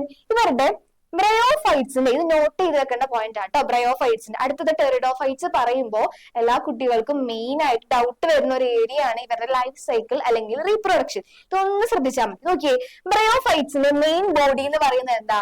ബ്രയോഫൈറ്റ്സിന്റെ മെയിൻ ബോഡി എന്ന് പറയുന്നത് ഗാമറ്റോഫൈറ്റ് ആണ്. എന്താണ്? ഗാമറ്റോഫൈറ്റ്. ഇനി എന്താണ് ഈ ഗാമറ്റോഫൈറ്റ് എന്ന് പറഞ്ഞാല് അറിയോ? നോക്കിയേ, ഗാമറ്റോഫൈറ്റ് എന്ന് പറഞ്ഞാല് പ്ലാന്റ് ബോഡി പ്രൊഡ്യൂസസ് ഗാമേറ്റ്സ്. അതായത് ഗാമേറ്റ്സ് പ്രൊഡ്യൂസ് ചെയ്യുന്ന ബോഡീനെയാണ് നമ്മൾ എന്ത് പറയാ? ഗാമറ്റോഫൈറ്റ്. എല്ലാവർക്കും ഗാമറ്റ് പ്രൊഡ്യൂസ് ചെയ്യാൻ പറ്റില്ല. ഗാമറ്റ് പ്രൊഡ്യൂസ് ചെയ്യുന്നത് ഏത് ബോഡിയാണോ ആ ബോഡീനെയാണ് നമ്മൾ എന്ത് പറയാ? ഗാമറ്റോഫൈറ്റ് എന്ന് പറയാ. അത്രേ ഉള്ളൂ. നോക്കി പിക്ചറിൽ നോക്കിയേ, ഇവിടെ മിസ് ഗാമറ്റോഫൈറ്റ് ഇട്ടിട്ടുണ്ട്. ഇത്രയും ഭാഗമാണ് ഗാമറ്റോഫൈറ്റ്. അതായത് ഇത്രയും ഭാഗം കൊണ്ടായിരിക്കും അവർ ഗാമറ്റ് പ്രൊഡ്യൂസ് ചെയ്യുക. ഗാമറ്റ് പ്രൊഡ്യൂസ് ചെയ്യുന്നത് ഏത് ബോഡിയാണോ ആ ബോഡീനെയാണ് നമ്മൾ എന്ത് വിളിക്കുക? ഗാമറ്റോഫൈറ്റ് എന്ന് വിളിക്കുക. അത്രേ ഉള്ളൂ. ഇനി നെക്സ്റ്റ് പോയിന്റ് എന്താ? 6 ഓർഗൻസ് ആർ മൾട്ടി സെല്ലുലാർ. അതൊരു കുഞ്ഞു പോയിന്റ് ആണ്. അതങ്ങനെ തന്നെ പഠിച്ചാൽ മതി. ഇവരുടെ 6 ഓർഗൻസ് മൾട്ടി സെല്ലുലാർ ആണ്. ഇനി നിങ്ങൾ ശ്രദ്ധിക്കും, ഇനി മിസ് ചോദിക്കട്ടെ, ഗാമേറ്റ് പ്രൊഡ്യൂസ് ചെയ്യുന്നത് ഏത് ഓർഗൻ ആയിരിക്കും? അതായത് ഇപ്പൊ ഹ്യൂമൻസിന്റെ കേസ് എടുക്കുകയാണെങ്കിൽ ഗാമേറ്റ്സ് പ്രൊഡ്യൂസ് ചെയ്യണമെങ്കിൽ നമുക്ക് എന്ത് വേണം? നമുക്ക് 6 ഓർഗൻസ് വേണം. അതിപ്പോ മെയിലിന് വേറെ 6 ഓർഗൻ ആണ്, ഫീമെയിലിന് വേറെ 6 ഓർഗൻ ആണ്. അതേപോലെ തന്നെയാണ് പ്ലാന്റ്സിന്റെ കേസ്. പ്ലാന്റ്സിന് ഗാമേറ്റ് പ്രൊഡ്യൂസ് ചെയ്യണമെങ്കിൽ അവർക്കും മെയിൽസിന് സെപ്പറേറ്റ് ആണ്, ഫീമെയിൽസിന് സെപ്പറേറ്റ് ആണ്. പ്ലാന്റ്സിന്റെ കേസിൽ മെയിൽ സെക്സ് ഓർഗന്റെ പേരാണ് എന്ത്? ആന്തറീഡിയം. എന്താടാ? ആന്തറീഡിയം. ആന്തറീഡിയം എന്ന് പറയുന്ന സെക്സ് ഓർഗൻ ആണ് ഏത് ഗാമറ്റിനെ പ്രൊഡ്യൂസ് ചെയ്യാ? മെയിൽ ഗാമറ്റിനെ പ്രൊഡ്യൂസ് ചെയ്യാം. നമ്മൾ ഹ്യൂമൻസിന്റെ കേസ് ആണെങ്കിൽ മെയിൽ ഗാമറ്റിനെ നമ്മൾ സ്പേം എന്ന് വിളിക്കും. ഇനി അത് പ്ലാന്റ്സിലോട്ട് വന്നാലോ? നോക്ക്, മെയിൽ ഗാമറ്റിനെ ഇറ്റ് പ്രൊഡ്യൂസസ് ബൈഫ്ലജെല്ലേറ്റഡ് ആന്തറോസോയിഡ്സ്. എന്താ വിളിക്കുക നമ്മള്? ആന്തറോസോയിഡ്സ്. അതായത് ആന്തറീഡിയം ആണ് ആരെ പ്രൊഡ്യൂസ് ചെയ്യുക? മെയിൽ ഗാമറ്റ് ആയ ആന്തറോസോയിഡിനെ പ്രൊഡ്യൂസ് ചെയ്യുന്നത്. ഇനി ഫീമെയിൽ സെക്സ് ഓർഗന്റെ പേരെന്താ? ആർക്കിഗോണിയം. എന്താടാ? ആർക്കിഗോണിയം. അതായത് ഫീമെയിൽ സെക്സ് ഓർഗൻ ആണ് ആർക്കിഗോണിയം. ആർക്കിഗോണിയം എങ്ങനെ പ്രൊഡ്യൂസ് ചെയ്യും? ഇത് നമ്മുടെ ഹ്യൂമൻസിന്റെ കേസ് പോലെ തന്നെയാണ്. ഒരു സിംഗിൾ എഗിനെയാണ് ആര് പ്രൊഡ്യൂസ് ചെയ്യുക? ആർക്കിഗോണിയം പ്രൊഡ്യൂസ് ചെയ്യുക. ഇതിലെ കൺഫ്യൂഷൻ ഉണ്ടാവരുത്. കാരണം ഇത് തന്നെയാണ് ടെറിഡോഫൈറ്റ്സിലും പഠിക്കുന്നത്, ഇത് തന്നെയാണ് ജിംനോസ്പേംസിലും ആൻജിയോസ്പേംസിലോട്ട് എത്തുമ്പോൾ. പക്ഷെ ഇതിവിടെ ക്ലിയർ ആയാലേ മുന്നോട്ട് പോകുമ്പോൾ ക്ലിയർ ആവുള്ളൂ. ഒന്നുമില്ല, ബ്രയോഫൈറ്റ്സിന്റെ മെയിൻ പ്ലാന്റ് ബോഡി എന്ന് പറയുന്നത് ഗാമറ്റോഫൈറ്റ് ആണ്. ഇനി എന്താണ് ഗാമറ്റോഫൈറ്റ്? ഏത് ബോഡിയാണോ ഗാമറ്റ് പ്രൊഡ്യൂസ് ചെയ്യുന്നത് അവരെയാണ് നമ്മൾ ഗാമറ്റോഫൈറ്റ് എന്ന് പറയുന്നത്. ഇനി 4ാമത്തെ പോയിന്റ് നോക്ക്, മെയിൽ സെക്സ് ഓർഗനെയാണ് ആന്തറീഡിയം എന്ന് പറയാ, മെയിൽ ഗാമറ്റിനെയാണ് ആന്തറോസോയിഡ്സ് എന്ന് പറയാ, ഫീമെയിൽ സെക്സ് ഓർഗൻ ആണ് ആർക്കിഗോണിയം. ആൻഡ് അവരെന്താ പ്രൊഡ്യൂസ് ചെയ്യാ? ഫീമെയിൽ ഗാമറ്റ് ആണ് എന്ത്? എഗ്. അത്രേ ഉള്ളൂ. ഇത്രയും പഠിച്ചു കഴിഞ്ഞാല് നമ്മുടെ സ്ട്രക്ചർ കഴിഞ്ഞു. ഇനി നെക്സ്റ്റ് നോക്കിയേ, മിസ് നേരത്തെ പറഞ്ഞു ഇവർക്ക് എന്ത് വേണം? വെള്ളം വേണമെന്ന് മിസ് പറഞ്ഞു. വാട്ടറിന്റെ പ്രസൻസിൽ മാത്രമേ ഇവർക്ക് റീപ്രൊഡ്യൂസ് ചെയ്യാൻ പറ്റുള്ളൂ എന്ന് മിസ് ആദ്യം പറഞ്ഞു. ഇനി നോക്കിയടാ, antherozoid release into water and come in contact with archegonium എന്ന് പറഞ്ഞാൽ എന്താ? ആന്ത്രോസോയിഡ്സ് എന്ന് പറഞ്ഞാല് ഇവരുടെ സെക്സ് ഓർഗൻ ആണ്. അതായത് ഇതാണ് ആന്ത്രോസോയിഡ്സ് എന്ന് വിചാരിക്കും. ആന്ത്രോസോയിഡ്സ് അവരുടെ മെയിൽ ഗാമറ്റ് ആയ ആന്തറീഡിയം, മെയിൽ സെക്സ് ഓർഗൻ നമ്മൾ എന്താണ് പറയാ? ആന്തറീഡിയം. ഇതാണ് ഒരു ആന്തറീഡിയം എന്ന് വിചാരിക്കും. ഈ ആന്തറീഡിയം എന്ത് ചെയ്യും? മെയിൽ ഗാമേറ്റ്സ് ആയ ആന്തറോസോയിഡ്സിനെ എവിടേക്ക് റിലീസ് ചെയ്യും? വാട്ടറിക്ക് റിലീസ് ചെയ്യും. എവിടേക്കാ റിലീസ് ചെയ്യാം? വാട്ടറിക്ക് റിലീസ് ചെയ്യും. ഓക്കെ, വാട്ടറിക്ക് റിലീസ് ചെയ്യും. ആൻഡ് വാട്ടറിക്ക് റിലീസ് ചെയ്ത ആന്ത്രോസോയിഡ്സ് ആ വാട്ടർ എവിടേക്കാണോ ഒഴുകുന്നത് അതിന്റെ ഒപ്പം പോയിട്ട് എവിടേക്ക് എത്തും? ആർക്കിഗോണിയത്തിലോട്ട് എത്തും. അതായത് ഇതാണ് ഫീമെയിൽ ഗാമറ്റോഫൈറ്റ് എന്ന് വിചാരിക്കും. ഫീമെയിൽ ഗാമറ്റോഫൈറ്റിന്റെ പേരെന്താ? ഫീമെയിൽ ഗാമറ്റോഫൈറ്റിന്റെ പേരാണ് നമ്മൾ ഇവിടെ പഠിച്ചത്, ആർക്കിഗോണിയം. എന്താണ്? ആർക്കിഗോണിയം. പിന്നെ നിങ്ങൾ ടെക്സ്റ്റ് ബുക്കിൽ ഒരു കാര്യം പറയുന്നുണ്ട്, ഫീമെയിൽ ഗാമറ്റോഫൈറ്റിന്റെ സ്ട്രക്ചർ. അതൊരു ഫ്ലാസ്ക് ഷേപ്പിലാണ്. അതായത് ഇങ്ങനെയായിരിക്കും ഇരിക്കുന്നുണ്ടാവുക. ഇങ്ങനെയായിരിക്കും ഫീമെയിൽ ഗാമറ്റോഫൈറ്റ് ഇരിക്കുക. ഇതിന്റെ അകത്ത് ഇവിടെ ആയിരിക്കും എഗ് ഉണ്ടാവുക. ഈ ആന്ത്രോസോയിഡ്സ് വെള്ളത്തിൽ കൂടെ ഇതിന്റെ അകത്തോട്ട് വന്ന് ഇവിടെ വെച്ചായിരിക്കും ഫ്യൂസ് ചെയ്യുക. ഓക്കെ, മനസ്സിലായോ? ഓക്കെ, അങ്ങനെ മെയിൽ ഗാമറ്റും ഫീമെയിൽ ഗാമറ്റും ഫ്യൂസ് ചെയ്ത് കഴിഞ്ഞാൽ എന്തുണ്ടാവും? ഇതിന്റെ മക്കൾക്ക് അറിയാലോ എന്താ ഉണ്ടാവാ? സൈഗോട്ട് ഫോം ചെയ്യും. അത്രേ ഉള്ളൂ, സൈഗോട്ട് ഫോം ചെയ്യും. അതാണ് ഇവിടെ എഴുതിയിരിക്കുന്നത്.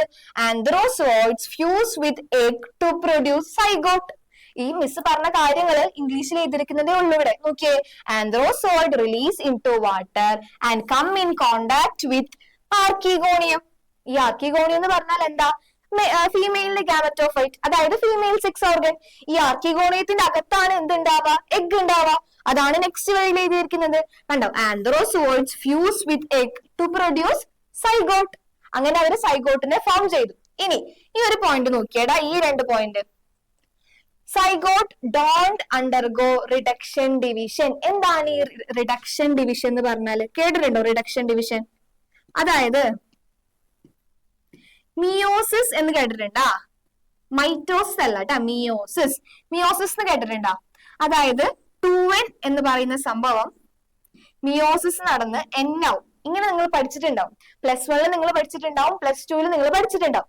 ഇവിടെ എന്താ എഴുതിയിരിക്കുന്നത്? ഈ ഒരു വാക്ക് ശ്രദ്ധിക്കണേ, ഡു നോട്ട് ആണ്, ഡോണ്ട് ആണ്. സൈഗോട്ട് ഒരിക്കലും റിഡക്ഷൻ ഡിവിഷൻ നടക്കില്ല എന്നാണ് ഇവിടെ എഴുതിയിരിക്കുന്നത്. ഡു എന്ന് പഠിച്ചു വെക്കരുത്, ചിലപ്പോ സ്റ്റേറ്റ്മെന്റ് ക്വസ്റ്റ്യൻസ് വരും. അതുകൊണ്ട് ഇതൊന്ന് നോട്ട് ചെയ്ത് വെക്കണേ. സൈഗോട്ട് ഒരിക്കലും റിഡക്ഷൻ ഡിവിഷൻ നടക്കില്ല എന്നാണ് ആ സെന്റൻസിന്റെ അർത്ഥം. Okay, they produces a multicellular body called sporophyte. Miss എന്താ പറഞ്ഞേ? ഗാമറ്റോഫൈറ്റ് എന്ന് പറഞ്ഞപ്പോ മിസ് എന്ത് പറഞ്ഞു? ഗാമറ്റിനെ പ്രൊഡ്യൂസ് ചെയ്യുന്ന ബോഡീനെയാണ് നമ്മൾ ഗാമറ്റോഫൈറ്റ് എന്ന് പറയുന്നത്, അല്ലെ? ഇനി എന്താണ് സ്പോറോഫൈറ്റ്? അതായത് സ്പോർസിനെ പ്രൊഡ്യൂസ് ചെയ്യുന്ന ബോഡി. ഇവിടെ ഞാൻ എന്താ പറഞ്ഞേ? Plant body produces gametes is known as gametophyte. അപ്പൊ എന്തായിരിക്കും സ്പോറോഫൈറ്റ് എന്ന് പറഞ്ഞാല്? Plant body which produces spores. അത്രേ ഉള്ളൂ, സിമ്പിൾ അല്ലേ? പ്ലാന്റ് ബോഡി വിച്ച് പ്രൊഡ്യൂസസ് സ്പോർസിനെയാണ് നമ്മൾ എന്ത് പറയാ? സ്പോറോഫൈറ്റ് എന്ന് പറയാ. എന്ത് പറയാ? സ്പോറോഫൈറ്റ് എന്ന് പറയാം. ഇനി പിക്ചറിലോട്ട് വായോ. ഈ പിക്ചർ നോക്കിയടാ, ഇവിടെ ഗാമറ്റോഫൈറ്റ് എന്ന് മാർക്ക് ചെയ്തിട്ടുണ്ട്, അതേപോലെ തന്നെ സ്പോറോഫൈറ്റ് എന്ന് മാർക്ക് ചെയ്തിട്ടുണ്ട്. മിസ് പറഞ്ഞു ഈ ഇത്രയും ഭാഗമാണ് എന്തിനെ പ്രൊഡ്യൂസ് ചെയ്യുക? ഗാമറ്റിനെ പ്രൊഡ്യൂസ് ചെയ്യുക. അതുകൊണ്ടാണ് ഇത്രയും ഭാഗത്തിന് എന്താക്കി കൊടുത്തേക്കുന്നത്? ഗാമറ്റോഫൈറ്റ് എന്ന് കൊടുത്തിരിക്കുന്നത്. ഈ പിക്ചർ ഇമ്പോർട്ടന്റ് ആണ്, കാരണം നിങ്ങളുടെ ടെക്സ്റ്റ് ബുക്കിലുള്ള പിക്ചർ ആണ്. ചിലപ്പോ എന്ത് ചെയ്യാം?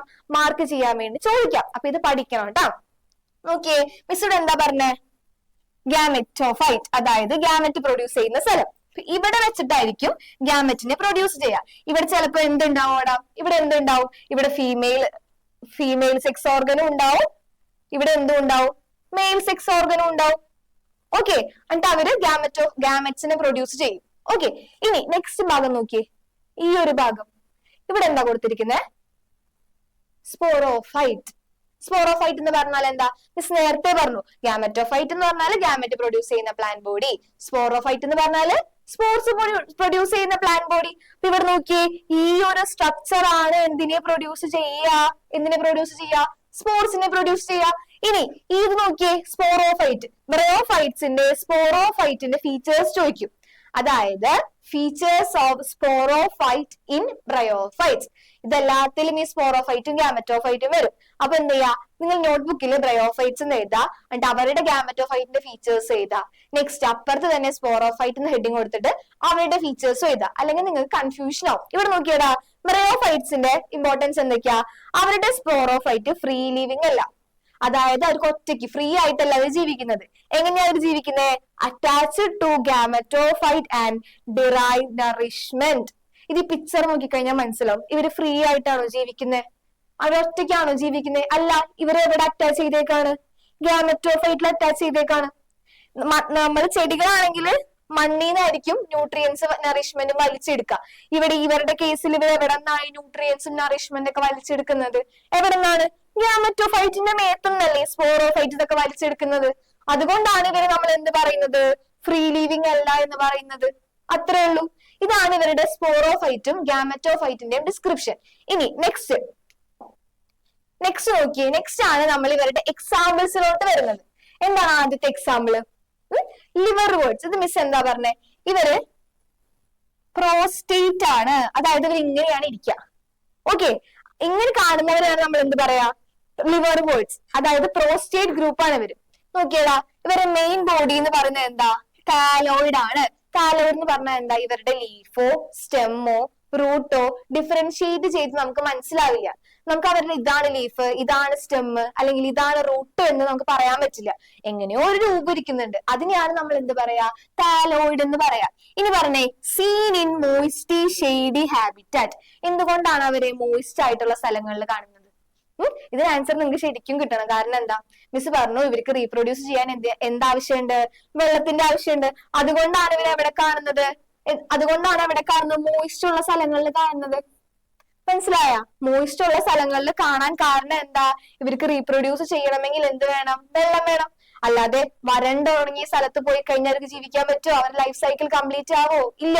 ലൈഫ് സൈക്കിള് കംപ്ലീറ്റ് ആവണമെങ്കിൽ അവിടെ മോയിസ്റ്റ് വേണം. മോയിസ്റ്റ് എന്ന് പറഞ്ഞാൽ എന്താ, വെള്ളം. അതായത് വെള്ളത്തിന്റെ പ്രസൻസിനെയാണ് നമ്മൾ മോയിസ്റ്റ് എന്ന് പറയുന്നത്. ഇനി ഇമ്പോർട്ടന്റ്, ഇത് ഇല്ലാത്ത ക്വസ്റ്റ്യൻ പേപ്പർ ഇല്ല. എല്ലാ കൊല്ലവും ക്വസ്റ്റ്യൻ ചോദിക്കുന്ന ഒരു ഏരിയ ആണിത്. സെക്ഷൽ റീപ്രൊഡക്ഷൻ മിസ് പറഞ്ഞ പോലെ മെയിൽ ഗാമറ്റും ഫീമെയിൽ ഗാമറ്റും കൂടി ഫ്യൂസ് ചെയ്തിട്ടാണ് സെക്ഷൽ റീപ്രൊഡക്ഷൻ നടക്കുക. ഇനി അസെക്ഷൽ റീപ്രൊഡക്ഷന്റെ കേസോ, അസെക്ഷൽ റീപ്രൊഡക്ഷന്റെ കേസ് ആണെങ്കിൽ ഫസ്റ്റ് അവർക്ക് എന്തുണ്ടടാ, ഫ്രാഗ്മെന്റേഷൻ എന്ന് പറയുന്ന ഒരു ഓപ്ഷൻ ഉണ്ട്. ഫ്രാഗ്മെന്റേഷൻ എന്താ, ഒരാൽഗെ ഇങ്ങനെ ഉണ്ടാവും ബ്രയോഫൈറ്റ്, എന്നിട്ട് എന്ത് ചെയ്യും, ഇവിടെ വേറെ ഒരെണ്ണം വരും, എന്നിട്ട് ഇത് മുറിഞ്ഞു പോകും. അതിനെയാണ് എന്ത് പറയാ, ബ്രയോഫൈറ്റ് എന്ന് പറയുന്നത്. ഫ്രാഗ്മെന്റേഷൻ എന്ന് പറയുന്നത്. ഇനി ഇവർക്ക് രണ്ടാമതുള്ള ഓപ്ഷൻ എന്താടാ, അതായത് രണ്ടാമതുള്ള ഓപ്ഷൻ ആട്ടെ ഇമ്പോർട്ടന്റ് ആയിട്ടുള്ളത്. നോക്കിയേ, ബൈ ദ ഫോർമേഷൻ ഓഫ് ജെമ്മേ. എന്താണ് ഈ ജെമ്മേ എന്ന് പറഞ്ഞിട്ടുണ്ടെങ്കിൽ, ടെക്സ്റ്റ് ബുക്കിൽ അതിന്റെ പിക്ചർ ഉണ്ട്. ആരെങ്കിലും ശ്രദ്ധിച്ചിട്ടുണ്ടോ? നോക്ക്, ഇതാണ് ജെമ്മേ എന്ന് പറഞ്ഞിട്ട്. ഇത് ടെക്സ്റ്റ് ബുക്കിലുള്ളതല്ല, ഇതാണ് ടെക്സ്റ്റ് ബുക്കിലുള്ളത്. ഇത് മിസ് നിങ്ങൾക്ക് മനസ്സിലാവാൻ വേണ്ടിയിട്ട് ഒരു പിക്ചർ വെച്ചതാണ്. നോക്കിയടാ, ഇതാണ് ജെമ്മേ കപ്പ്. എന്താ ഇതിനെ പറയാ, ജെമ്മേ കപ്പ് എന്നാണ് നമ്മൾ ഇതിനെ പറയാ. ഇതിന്റെ ഉള്ളില് നോക്കിയേ, ഇതാണ് ഒരു ജെമ്മേ കപ്പ്. മനസ്സിലായ? ഇതിന്റെ ഉള്ളില് കുറച്ച് സാധനങ്ങൾ കാണുന്നില്ലേ? ഇതിനെയാണ് നമ്മൾ എന്ത് പറയാ, ജെമ്മേ എന്ന് പറയുന്നത്. എന്താ പറയാ, ജെമ്മേ. ഇനി ഇതിന്റെ ഡിസ്ക്രിപ്ഷൻ നോക്കിയേ. ജെമ്മേ എന്ന് പറഞ്ഞു കഴിഞ്ഞാൽ ഗ്രീൻ കളറിലാണ് ഉണ്ടാവുക. അസെക്ഷൽ ആണ് ഇവര്. അതേപോലെ തന്നെ യൂണിസെല്ലുലാർ അല്ല, മൾട്ടി സെല്ലുലാർ ബഡ്സ് ആണ്. ഈ 3 ക്യാരക്ടേഴ്സും പഠിച്ചു വെക്കണം. ചിലപ്പോ ക്യാരക്ടേഴ്സ് ഓഫ് ജെമ്മേ എന്ന് ചോദിക്കാം. അപ്പൊ ഒരിക്കലും അസെക്ഷൽ എന്നാണ് എഴുതേണ്ടത്. സെക്ഷൽ എഴുതി കഴിഞ്ഞാൽ അപ്പാട് തെറ്റിട്ട് വെക്കും. കാരണം അസെക്ഷൽ റീപ്രൊഡക്ഷന് സഹായിക്കുന്ന ഒരു ഫീച്ചർ ആണ് എന്ത്, ജെമ്മേ എന്ന് പറയുന്നത്. ഓക്കെ, ഇനി അടുത്ത് നോക്കിയടാ, ജെമ്മേ ഈസ് ഫോംഡ് ഇൻ ജെമ്മേ കപ്സ്. എന്താണ് ഈ ജെമ്മേ കപ്സ് എന്ന് പറഞ്ഞാല്, ഈ കാണുന്ന സ്ട്രക്ചറിനെയാണ് ജെമ്മേ കപ്പ് എന്ന് പറയുന്നത്. ഈ ജെമ്മേ കപ്പിന്റെ അകത്താണ് ആരുണ്ടാവാ, ജെമ്മേ ഉണ്ടാവാ. കണ്ടാ, ഇത് മൊത്തത്തിലാണ് ജെമ്മേ കപ്പ്. ഈ ജെമ്മേ കപ്പിന്റെ അകത്താണ് ആരുണ്ടാവാ, ജെമ്മേ ഉണ്ടാവാ. ഓക്കെ, ഇനി നെക്സ്റ്റ് സെക്ഷൽ റീപ്രൊഡക്ഷൻ നമ്മൾ ഓൾറെഡി പഠിച്ചു. എങ്ങനെയാണ് sexual reproduction, male or female sex organ. എന്താണ് ഫീമെയിലിന്റെ മെയിൽ സെക്സ് ഓർഗന്റെ പേര് വരുന്നത്? അത് നമ്മൾ കഴിഞ്ഞ സ്ലൈഡിൽ പഠിച്ചതാണ് ഓൾറെഡി. എന്താണ്, ആന്തറീഡിയവും ആർക്കിഗോണിയവും. ഇത് രണ്ടുമാണ് എന്ത് പേര്, ഫീമെയിലിന്റെയും മെയിലിന്റെയും സെക്സ് ഓർഗൻസിന്റെ പേര്.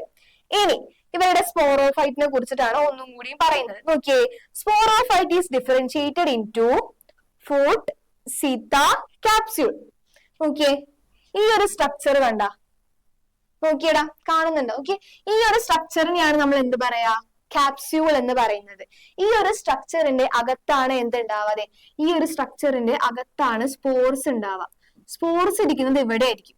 ഓക്കെ, ഈ ഒരു സ്ട്രക്ചറിനെയാണ് നമ്മൾ ക്യാപ്സ്യൂൾ എന്ന് പറയുന്നത്. ഇനി ഇതിനെയാണ് നമ്മൾ എന്ത് പറയാ, സീറ്റ എന്ന് പറയാ.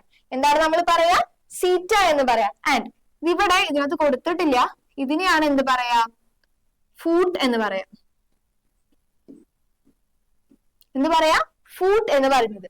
ഇത് അടയാളപ്പെടുത്താൻ മേ ബി ചോദിക്കാൻ നല്ല ചാൻസ് ഉള്ള ഒരു ക്വസ്റ്റ്യൻ ആണ്. നോക്കിയടാ, ഇങ്ങനെ കാണുന്നതിനെ ക്യാപ്സ്യൂൾ എന്ന് പറയും, ഇതിനെ സീറ്റ എന്ന് പറയും, ഈ അടിയിലത്തെ പോർഷൻ എന്ന് പറയും ഫൂട്ട് എന്ന് പറയും. Okay, sporophyte is differentiated into foot, seta and capsule. ബ്രയോഫൈറ്റ്സിന്റെ സ്പോറോഫൈറ്റിന്റെ ഫീച്ചേഴ്സ് അല്ലെങ്കിൽ ക്യാരക്ടേഴ്സ് ചോദിച്ചു കഴിഞ്ഞാൽ എന്തൊക്കെ എഴുതണം? അവര് ഫ്രീ ലീവിംഗ് ആണോ? അല്ല. സ്പോറോഫൈറ്റ് ഒരിക്കലും ഫ്രീ ലീവിംഗ് അല്ല. അതാണ് നമ്മൾ ഇവിടെ പഠിച്ചത്. കണ്ട, അവർ നോട്ട് ഫ്രീ ലീവിംഗ് ആണ്. പകരം എന്താ? They are attached to gametophyte and അവരിൽ നിന്നാണ് അവർ നറിഷ്മെന്റ് ഒക്കെ ഡിറൈവ് ചെയ്തെടുക്കുന്നത്. ഓക്കെ, എന്നിട്ട് വേണമെങ്കിൽ നിങ്ങൾക്ക് ഈ പോയിന്റ് എഴുതാം. എന്തെഴുതാം? Sporophyte differentiated into food, seta, capsule. ഇനി നെക്സ്റ്റ് നോക്കിയേ, spores generate to form free living gametophyte. എന്താ? Free living gametophyte. അപ്പൊ എന്തായിരിക്കും അത്? അതാണ് ബ്രയോഫൈറ്റ്സിന്റെ പ്രത്യേകത. അതായത് ബ്രയോഫൈറ്റ്സിന്റെ ഗാമറ്റോഫൈറ്റ് ഫ്രീ ലീവിംഗ് ആണ്. ഗാമറ്റോഫൈറ്റിനെ നോക്കിയേ, ഇത്രയും ഭാഗത്തിനെയാണ് നമ്മൾ ഗാമറ്റോഫൈറ്റ് എന്ന് വിളിക്കുന്നത്. ഗാമറ്റോഫൈറ്റ് ആരെങ്കിലും ഡിപ്പെൻഡ് ചെയ്തിട്ടുണ്ടോ? ഇല്ലല്ലോ. ഇവരുടെ ഈ റൈസോയിഡ്സ് ഡയറക്റ്റ് അല്ലേ മണ്ണിൽ നിന്ന് ന്യൂട്രിയൻസ് വലിച്ചെടുക്കുന്നത്. ഇവർക്ക് വേണമെങ്കിൽ ഒറ്റയ്ക്ക് ജീവിച്ചൂടെ? ഈ സ്പോറോഫൈറ്റ് ഇല്ലെങ്കിലും ആർക്ക് ജീവിക്കാൻ പറ്റും? നമ്മുടെ ഗാമറ്റോഫൈറ്റിന് ജീവിക്കാൻ പറ്റും. അതുകൊണ്ടാണ് ഗാമറ്റോഫൈറ്റ് ഫ്രീ ലീവിംഗ് ആണെന്ന് പറയുന്നത്. പക്ഷെ സ്പോറോഫൈറ്റിന്റെ അവസ്ഥ അങ്ങനെയാണോ? ഗാമറ്റോഫൈറ്റ് ഉണ്ടെങ്കിലേ ആർക്ക് ജീവിക്കാൻ പറ്റുള്ളൂ? സ്പോറോഫൈറ്റിന് ജീവിക്കാൻ പറ്റുള്ളൂ. അതുകൊണ്ടാണ് നമ്മൾ ഈ സ്ലൈഡിൽ പഠിച്ചിരിക്കുന്നത് they are not free living എന്ന് പഠിച്ചത്. ഓക്കെ, ആ തമ്മിലുള്ള ഡിഫറൻസ് മനസ്സിലാവണം കേട്ടോ. ഇവരുടെ എക്സാമ്പിൾസ് ആണ് റിക്സിയെ ആൻഡ് മാർക്കെൻഷ്യ. ഈ എക്സാമ്പിൾ ഒന്ന് ഓർത്ത് വെച്ചാൽ മതി. ചോദിച്ച് അങ്ങനെ കണ്ടിട്ടില്ല, ഇനി ചോദിച്ചാലും മക്കൾ എഴുതണം. എന്താ? റിക്സിയെ എന്നത് രണ്ട് പേരാട്ടാ, റിക്സിയെ ആൻഡ് മാർക്കെൻഷ്യ. റിക്സിയെ ആൻഡ് മാർക്കെൻഷ്യ. ആൻഡ് ഈ പിക്ചർ ഒന്ന് നോട്ട് ചെയ്ത് വെച്ചോ, ചിലപ്പോ ജെമ്മേക്കപ്പ് അടയാളപ്പെടുത്താൻ ചോദിക്കും. ഇത് പ്രീവിയസ് ഇയറിൽ ചോദിച്ചിട്ടുള്ളതാണ്. പിന്നെ ഇത് നോക്കിയടാ, ഇതായിരുന്നു പ്രീവിയസ് ഇയറിലെ ക്വസ്റ്റ്യൻ. അതായത് ആർക്കിഗോണിയം ആന്തറീഡിയോഫോർ എന്നാണ് എഴുതിയിരിക്കുന്നത്, അല്ലെങ്കിൽ നമ്മൾ പഠിച്ച പോലെ ആന്തറീഡിയം എന്ന് പഠിച്ചാലും മതി. ഈ ഒരു പിക്ചർ ഇതായിരുന്നു തോന്നുന്നു, മിസ്സിന് കറക്റ്റ് ഓർമ്മയില്ല. ഈ ഒരു പിക്ചർ കാണിച്ചിട്ട് ചോദിച്ചു ഇത് ഫീമെയിൽ ഗാമറ്റ് ആണോ മെയിൽ ഗാമറ്റ് ആണോ? അപ്പൊ അതിന്റെ കുട്ടികൾ എങ്ങനെയാ മനസ്സിലാക്കുക? ഇതിന് ഇവിടെയാണ് ഡിഫറൻസ് ഉള്ളത്. നോക്കിയേ, ഇതിന് ഇവിടെയാണ്. കണ്ടോ? നോക്കി, ഒരു പൂ പോലത്തെ സ്ട്രക്ചർ ഉള്ളത് എപ്പോഴും ആർക്കിഗോണിയത്തിനായിരിക്കും, അതായത് ഫീമെയിലിനായിരിക്കുള്ളൂ. പൂ പോലത്തെ സ്ട്രക്ചർ ആയിരിക്കാം ഉണ്ടാവുക ഫീമെയിലിന്. ഇനി ആകെ അലമ്പായിട്ട് ഇതൊരു കറക്റ്റ് പൂന്നൊന്നും പറയാൻ പറ്റില്ല, അങ്ങനത്തെ ഒരു സ്ട്രക്ചർ അല്ലേ, അത് ആർക്കുണ്ടാവും? ഫീമെയിൽ ഗാമറ്റോഫൈറ്റിന്. ഫീമെയിൽ ഗാമറ്റോഫൈറ്റിന്റെ പേരും പഠിക്കണം കേട്ടാ. പിന്നെ വേറൊരു വശം ചോദിച്ചത് ഈ സ്ട്രക്ചർ എന്തുട്ടാന്ന് ചോദിച്ചു. എ ക്വസ്റ്റ്യൻ അതായിരുന്നു, ഇത് അടയാളപ്പെടുത്താനായിരുന്നു. അത് ജെമ്മേക്കപ്പ്. ആൻഡ് ബി ക്വസ്റ്റ്യൻ എന്താ വന്നതെന്ന് വെച്ച് കഴിഞ്ഞാൽ ഈ ജെമ്മേക്കപ്സിന്റെ ക്യാരക്ടേഴ്സ് എഴുതാനായിട്ടായിരുന്നു ബി ക്വസ്റ്റ്യൻ വന്നിട്ടുണ്ടായിരുന്നത്. അതുകൊണ്ടാണ് മിസ് ഇവിടെ പറഞ്ഞത് ഈ 3 ക്യാരക്ടേഴ്സ് എന്റെ കുട്ടികൾ നിർബന്ധമായിട്ടും പഠിക്കണം. ആൻഡ് ഈ പിക്ചർ കാണിച്ചു കഴിഞ്ഞാൽ ഇതാണ് ജെമ്മേക്കപ്പ് എന്നും അറിയണം. അതേപോലെ തന്നെ ഇത് കണ്ടു കഴിഞ്ഞാൽ ഇതാണ് ഫീമെയിൽ ഗാമറ്റോഫൈറ്റ് അല്ലെങ്കിൽ ആർക്കിഗോണിയം. ആൻഡ് ഇത് കണ്ടു കഴിഞ്ഞാൽ ഇതാണ് മെയിൽ ഗാമറ്റോഫൈറ്റ് അല്ലെങ്കിൽ ആന്തറീഡിയം ആണെന്ന് അറിയണം. ഓക്കെ, അടുത്തത് നോക്കിയടാ. അടുത്ത എന്താ പഠിക്കാനുള്ളത്? മോസസ്. ഇതാണ് മിസ് പറഞ്ഞ ടീംസ്. ഇതാണ് നമ്മൾ കണ്ടിട്ടുള്ള ബ്രയോഫൈറ്റ്സ്. നമ്മുടെ മതിലുകളൊക്കെ ഇങ്ങനെ ഒരു സ്ട്രക്ചർ ആദ്യം ഉണ്ടാവും, അത് വന്ന് ഇങ്ങനെ വന്നിട്ട് ഇവിടെ ഒരു ക്യാപ്സ്യൂൾ ഉണ്ടാവും. ഇതായിരിക്കും നമ്മുടെ വീടുകളിൽ മതിലുകൾ നമ്മൾ കണ്ടിട്ടുള്ളത്. അതിന് നമ്മൾ സയൻസിൽ പറയുന്ന പേരാണ് മോസസ്. എന്താ പറയാ? മോസസ്. മോസസിനും ലിവർ വെഡ്സിനെ പോലെ തന്നെ എന്താ പ്രിഡോമിനേറ്റ് ആയിട്ടുള്ള സ്റ്റേജ് എന്ന് പറയുന്നത് ഗാമറ്റോഫൈറ്റ് തന്നെയാണ്. അവരുടെ മെയിൻ പ്ലാന്റ് ബോഡി എന്ന് പറയുന്നത് എപ്പോഴും എന്തായിരിക്കും? ഗാമറ്റോഫൈറ്റ് ആണ്. പക്ഷേ ലിവർ വെഡ്സിന് വ്യത്യസ്തമായിട്ട് ഇവർക്കുള്ളത് ഈ 2 കാര്യങ്ങളാണ്.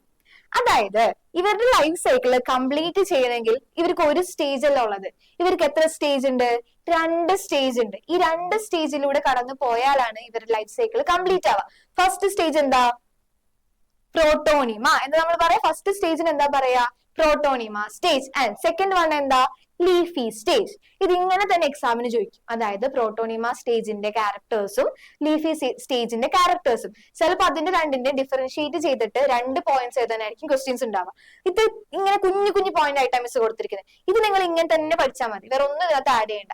പ്രോട്ടോണിമ സ്റ്റേജ് ആദ്യം എന്താണ്? Protonema stage. എന്താണ് പ്രോട്ടോണിമ സ്റ്റേജ് എന്ന് പറഞ്ഞാൽ? ആദ്യത്തെ സ്റ്റേജ് ആണ്. ഫസ്റ്റ് സ്റ്റേജ് എന്ന് പറയുന്നതാണ് എന്ത്?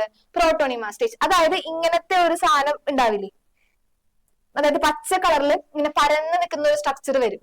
അതാണ് ആദ്യത്തെ സ്റ്റേജ്. അതിനെയാണ് നമ്മൾ പ്രോട്ടോണിമ എന്ന് പറയുന്നത്. ഇവരെന്താ ചെയ്യാ, സ്പോർ വീണ് കഴിഞ്ഞാൽ സ്പോറിൽ നിന്ന് ഡയറക്റ്റ്ലി ഡെവലപ്പ് ചെയ്യുന്നതാണ് എന്ത്, ഈ പ്രോട്ടോണിമ. അതായത് ഈ ഒരു ക്യാപ്സ്യൂൾ ഇങ്ങനെ ഒരു ലൈഫ് സൈക്കിൾ കംപ്ലീറ്റ് ആവണ്ടേ. അപ്പൊ ആദ്യം ഉണ്ടായ ഒരു സാധനത്തിൽ നിന്ന് ക്യാപ്സ്യൂൾ പൊട്ടി സ്പോർസ് അടിയിൽ വീണ് ആ സ്പോർസിൽ നിന്ന് ആദ്യം ഉണ്ടാവുന്ന സാധനം സ്ട്രക്ചറിന്റെ പേരാണ് എന്ത്, പ്രോട്ടോണിമ എന്ന് പറയുന്നത്. അതാണ് ഫസ്റ്റ് സ്റ്റേജ് ആണ് protonema. And it directly from എവിടെ നിന്നാണ്, സ്പോറിൽ നിന്ന് ഡയറക്ട്ലി ഡെവലപ്പ് ചെയ്യുന്നതാണ്.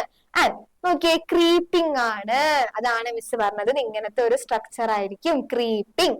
അതായത് ഇങ്ങനെ ക്രീപ്പ് ചെയ്ത് ഇങ്ങനെ പോകും. ഓക്കെ, ആൻഡ് അവരുടെ കളർ എന്തായിരിക്കും, ഗ്രീൻ ആയിരിക്കും. ഇവിടെ ഗ്രീൻ അല്ലേ, നോക്കിയാൽ ഇവിടെ ഇങ്ങനെ ക്രീപ്പിംഗ് ആയിട്ട് ഇങ്ങനെ പരന്ന് കിടക്കല്ലേ ഈ ഒരു സ്ട്രക്ചർ. ഈ സ്ട്രക്ചർ അല്ല ട്ടാ, ഈ പച്ച കളറിൽ കാണുന്നതിനെയാണ് നമ്മൾ പ്രോട്ടോണിമ സ്റ്റേജ് എന്ന് പറയുന്നത്. ആൻഡ് ബ്രാഞ്ചഡ് ആയിരിക്കും, ഫ്രീക്വന്റ്ലി ഫിലമെന്റസ് ആയിരിക്കും. അതായത് അവർക്ക് കുറെ ബ്രാഞ്ചസ് ഉണ്ടാവും, അതേപോലെ തന്നെ ഇടയിൽ ഫിലമെന്റ്സ് ഉണ്ടാവും. അതായത് ഒത്തിരി ദൂരം കഴിഞ്ഞിട്ടല്ല അടുത്ത ഫിലമെന്റ് വരിക. ഫ്രീക്വന്റ്ലി ഫിലമെന്റസ് ആയിരിക്കും, അതേപോലെ തന്നെ ബ്രാഞ്ചഡ് ആയിരിക്കും അവർ. നോക്കിയേ, ഇതിന്റെ ക്യാരക്ടേഴ്സ് ഷുവർ ആയിട്ട് പഠിക്കേണ്ട സാധനമാണ്. നോക്കിയടാ, ഫസ്റ്റ് സ്റ്റേജ് ആണ് പ്രോട്ടോണിമ സ്റ്റേജ് എന്ന് പറയുന്നത്. ഡയറക്ട്ലി ഡെവലപ്പിംഗ് ഫ്രം സ്പോർ ആണ്, അതേപോലെ തന്നെ ക്രീപ്പിംഗ് ആണ്, ഗ്രീൻ ആണ്, ബ്രാഞ്ചഡ് ആണ്, ആൻഡ് ഫ്രീക്വന്റ്ലി ഫിലമെന്റസ് ആണ്. ഇതാണ് പ്രോട്ടോണിമ സ്റ്റേജിന്റെ ക്യാരക്ടേഴ്സ്. ഇനി നെക്സ്റ്റ് എന്താ, ലീഫി സ്റ്റേജ്. ലീഫി സ്റ്റേജ് എന്താണ്, അവിടെ പഠിച്ചു തന്നെ ആലോചിച്ചാൽ മതി. പ്രോട്ടോണിമ സ്റ്റേജ് ഫസ്റ്റ് സ്റ്റേജ് ആണെങ്കിൽ ലീഫി സ്റ്റേജ് എന്തായിരിക്കും, സെക്കൻഡ് സ്റ്റേജ് ആയിരിക്കും. ഇനി പ്രോട്ടോണിമ എങ്ങനെയായിരുന്നു, ഡെവലപ്പ് ഡയറക്ട്ലി ഫ്രം സ്പോർ ആണ്. പക്ഷെ ഇത് സെക്കൻഡ് സ്റ്റേജ് ആയതുകൊണ്ട് ഇത് എവിടെ നിന്നായിരിക്കും ഡെവലപ്പ് ചെയ്യുക, പ്രോട്ടോണിമയിൽ നിന്ന്. അതായത് സെക്കൻഡറി പ്രോട്ടോണിമ. പ്രോട്ടോണിമയിൽ നിന്ന് ഡയറക്റ്റ് ചെയ്യുന്ന സ്ട്രക്ചർ ആണ് എന്ത്, ലീഫി സ്റ്റേജ്. ആൻഡ് ഇവരുടെ പ്രത്യേകത എന്താണ്, അബ്സ്ട്രേറ്റ് ആണ്, സ്ലെൻഡർ ആക്സിസ് ആണ്, ബിയറിംഗ് സ്പൈറലി അറേഞ്ച്ഡ് ലീവ്സ്. നോക്കി ഇതിനകത്ത് കണ്ടോ, ഇത് ഇങ്ങനെ ഇരിക്കണില്ലേ, ഇതിനാണ് അബ്സ്ട്രേറ്റ് എന്ന് പറയുന്നത്. ഓക്കെ, അതിനെയാണ് അബ്സ്ട്രേറ്റ് എന്ന് പറയാ കേട്ടാ. അബ്സ്ട്രേറ്റ് ആണ്, സ്ലെൻഡർ ആണ്. പിന്നെ ഇവരുടെ ആക്സിസ് എന്തിനെ ബിയർ ചെയ്യും, കുറച്ച് ലീവ്സിനെ ഇവരുടെ ആക്സിസിൽ ഉണ്ടാവും. നമുക്ക് ചിലപ്പോൾ നോക്കിയാൽ കാണാൻ പറ്റില്ല, അത് ആ പിക്ചറിൽ കാണുന്നില്ല, ആണ് മിസ് പിക്ചറിൽ കാട്ടി തരാത്തത്. ഇവരുടെ ആക്സിസിൽ ചില സമയത്ത് എന്തുണ്ടാവും, ലീവ്സ് ഉണ്ടാവും. ഇതേ കണ്ടോ, ഈ ഒരു സ്ട്രക്ചറിനൊക്കെയാണ് ലീവ്സ് എന്ന് പറയുന്നത്. ഓക്കെ ഓക്കെ, പിന്നെന്താ നോക്കി, attached to soil by multicellular branches of rhizoids. ഇനി എന്താണ് ഈ റൈസോയിഡ്സ് എന്ന് പറയുന്നത്, അതറിയോ? അതായത് മിസ് പറഞ്ഞു ബ്രയോഫൈറ്റ്സിന് എന്തില്ല, ട്രൂ റൂട്ട് ഇല്ല. അതായത് ഒരു പ്ലാന്റ് നോക്കിക്കഴിഞ്ഞാൽ നമുക്ക് അവർക്ക് റൂട്ട് കാണാം, സ്റ്റെം കാണാം, ലീഫ് കാണാം. പക്ഷെ ബ്രയോഫൈറ്റ്സ് അത്രയ്ക്ക് അഡ്വാൻസ്ഡ് ആയിട്ടില്ല. അവർക്ക് റൂട്ട് പോലത്തെ ഒരു സ്ട്രക്ചർ ഉണ്ടാവും. ആ സ്ട്രക്ചറിനെയാണ് നമ്മൾ എന്ത് പറയാ, റൈസോയിഡ്സ് എന്ന് പറയുന്നത്. എന്താ പറയാ നമ്മള്, റൈസോയിഡ്സ്. അത് ഈ ഫോട്ടോയിൽ നിങ്ങൾക്ക് കാണാം, കണ്ടോ, ഇവിടെ ഒരു സാധനം കണ്ട, റൈസോയിഡ്സ് അടയാളപ്പെടുത്തിക്കുന്നത് കണ്ട. ഇത് ശരിക്കും റൂട്ടല്ല, റൂട്ട് പോലത്തെ ഒരു സ്ട്രക്ചർ, അതായത് റൂട്ടിന്റെ ജോലിയൊക്കെ ചെയ്യുന്ന ഒരു സ്ട്രക്ചർ ആണ് എന്ത്, റൈസോയിഡ്സ് എന്ന് പറയുന്നത്. ഓക്കെ ഓക്കെ, വാ ഇനി ഇതൊരു ഇമ്പോർട്ടന്റ് പോയിന്റ് ആണ്, ഡയറക്റ്റ് ക്വസ്റ്റ്യൻ വരും. ഏത് സ്റ്റേജ് ആണ്, അതായത് പ്രോട്ടോണിമ സ്റ്റേജ് ആണോ, ലീഫി സ്റ്റേജ് ആണോ, സെക്സ് ഓർഗൻസ് ബിയർ ചെയ്യാന്നുള്ള ക്വസ്റ്റ്യൻ വരും. Which stage bear sex organ എന്ന 1 മാർക്കിന്റെ ക്വസ്റ്റ്യൻ ഡയറക്ട്ലി വരും. അപ്പൊ എന്താ എഴുതണ മക്കള്, ലീഫി സ്റ്റേജ് ആണ് എന്ത് ബിയർ ചെയ്യാ, സെക്സ് ഓർഗൻസിനെ ബിയർ ചെയ്യാം. അല്ലാതെ പ്രോട്ടോണിമ സ്റ്റേജ് അല്ല സെക്സ് ഓർഗൻസിനെ ബിയർ ചെയ്യുന്നത്. അതായത് സെക്സ് ഓർഗൻസ് എവിടെയാണ് ഉണ്ടാവുക എന്നാണ് ഈ ബിയർ. ബിയർ എന്ന് പറഞ്ഞാല് ഇതിന്റെ മേത്തായിരിക്കും സെക്സ് ഓർഗൻസ് ഉണ്ടാവുക. അങ്ങനെ പഠിച്ചാൽ മതി. ലീഫി സ്റ്റേജിലാണ് എന്ത് കാണാ, സെക്സ് ഓർഗൻസ് കാണാം. ഓക്കെ, ഒന്നും കൂടി നോക്കിയെടുത്ത് ഇത് ക്ലിയർ ആയി. ഫസ്റ്റ് സ്റ്റേജ് ആണ്, സ്പോറിൽ നിന്ന് ഡയറക്ട്ലി ഡെവലപ്പ് ചെയ്യുന്നതാണ്, ക്രീപ്പിംഗ് ആയിരിക്കും, ഗ്രീൻ കളർ ആണ്, ബ്രാഞ്ചഡ് ആണ്, അതേപോലെ തന്നെ ഫ്രീക്വന്റ്ലി ഫിലമെന്റസും ആണ്. ഇതിലേക്ക് വരികയാണെങ്കിൽ അതിന്റെ പോലെ തന്നെ പോയിന്റ്സ് പഠിച്ചാൽ മതി. നോക്കിയേ, സെക്കൻഡ് സ്റ്റേജ് ആണ്, അതേപോലെ തന്നെ ഡയറക്ട്ലി സ്പോറിൽ നിന്നാണ് പ്രോട്ടോണിമ ഡെവലപ്പ് ചെയ്യുക. ഇത് എവിടുന്ന് ഡെവലപ്പ് ചെയ്യുക, ഇത് പ്രോട്ടോണിമേന്നായിരിക്കും ഇത് ഡെവലപ്പ് ചെയ്യുക. ആൻഡ് ഇതിന്റെ ക്യാരക്ടേഴ്സ് നോക്കി, അബ്സ്ട്രേറ്റ് ആണ്, സ്ലെൻഡർ ആണ്, bearing spirally arranged leaves. And next എന്താ, ഈ സബ്സ്ട്രാറ്റ് എന്ന് പറഞ്ഞാൽ എന്താടാ, അത് അറിയോ?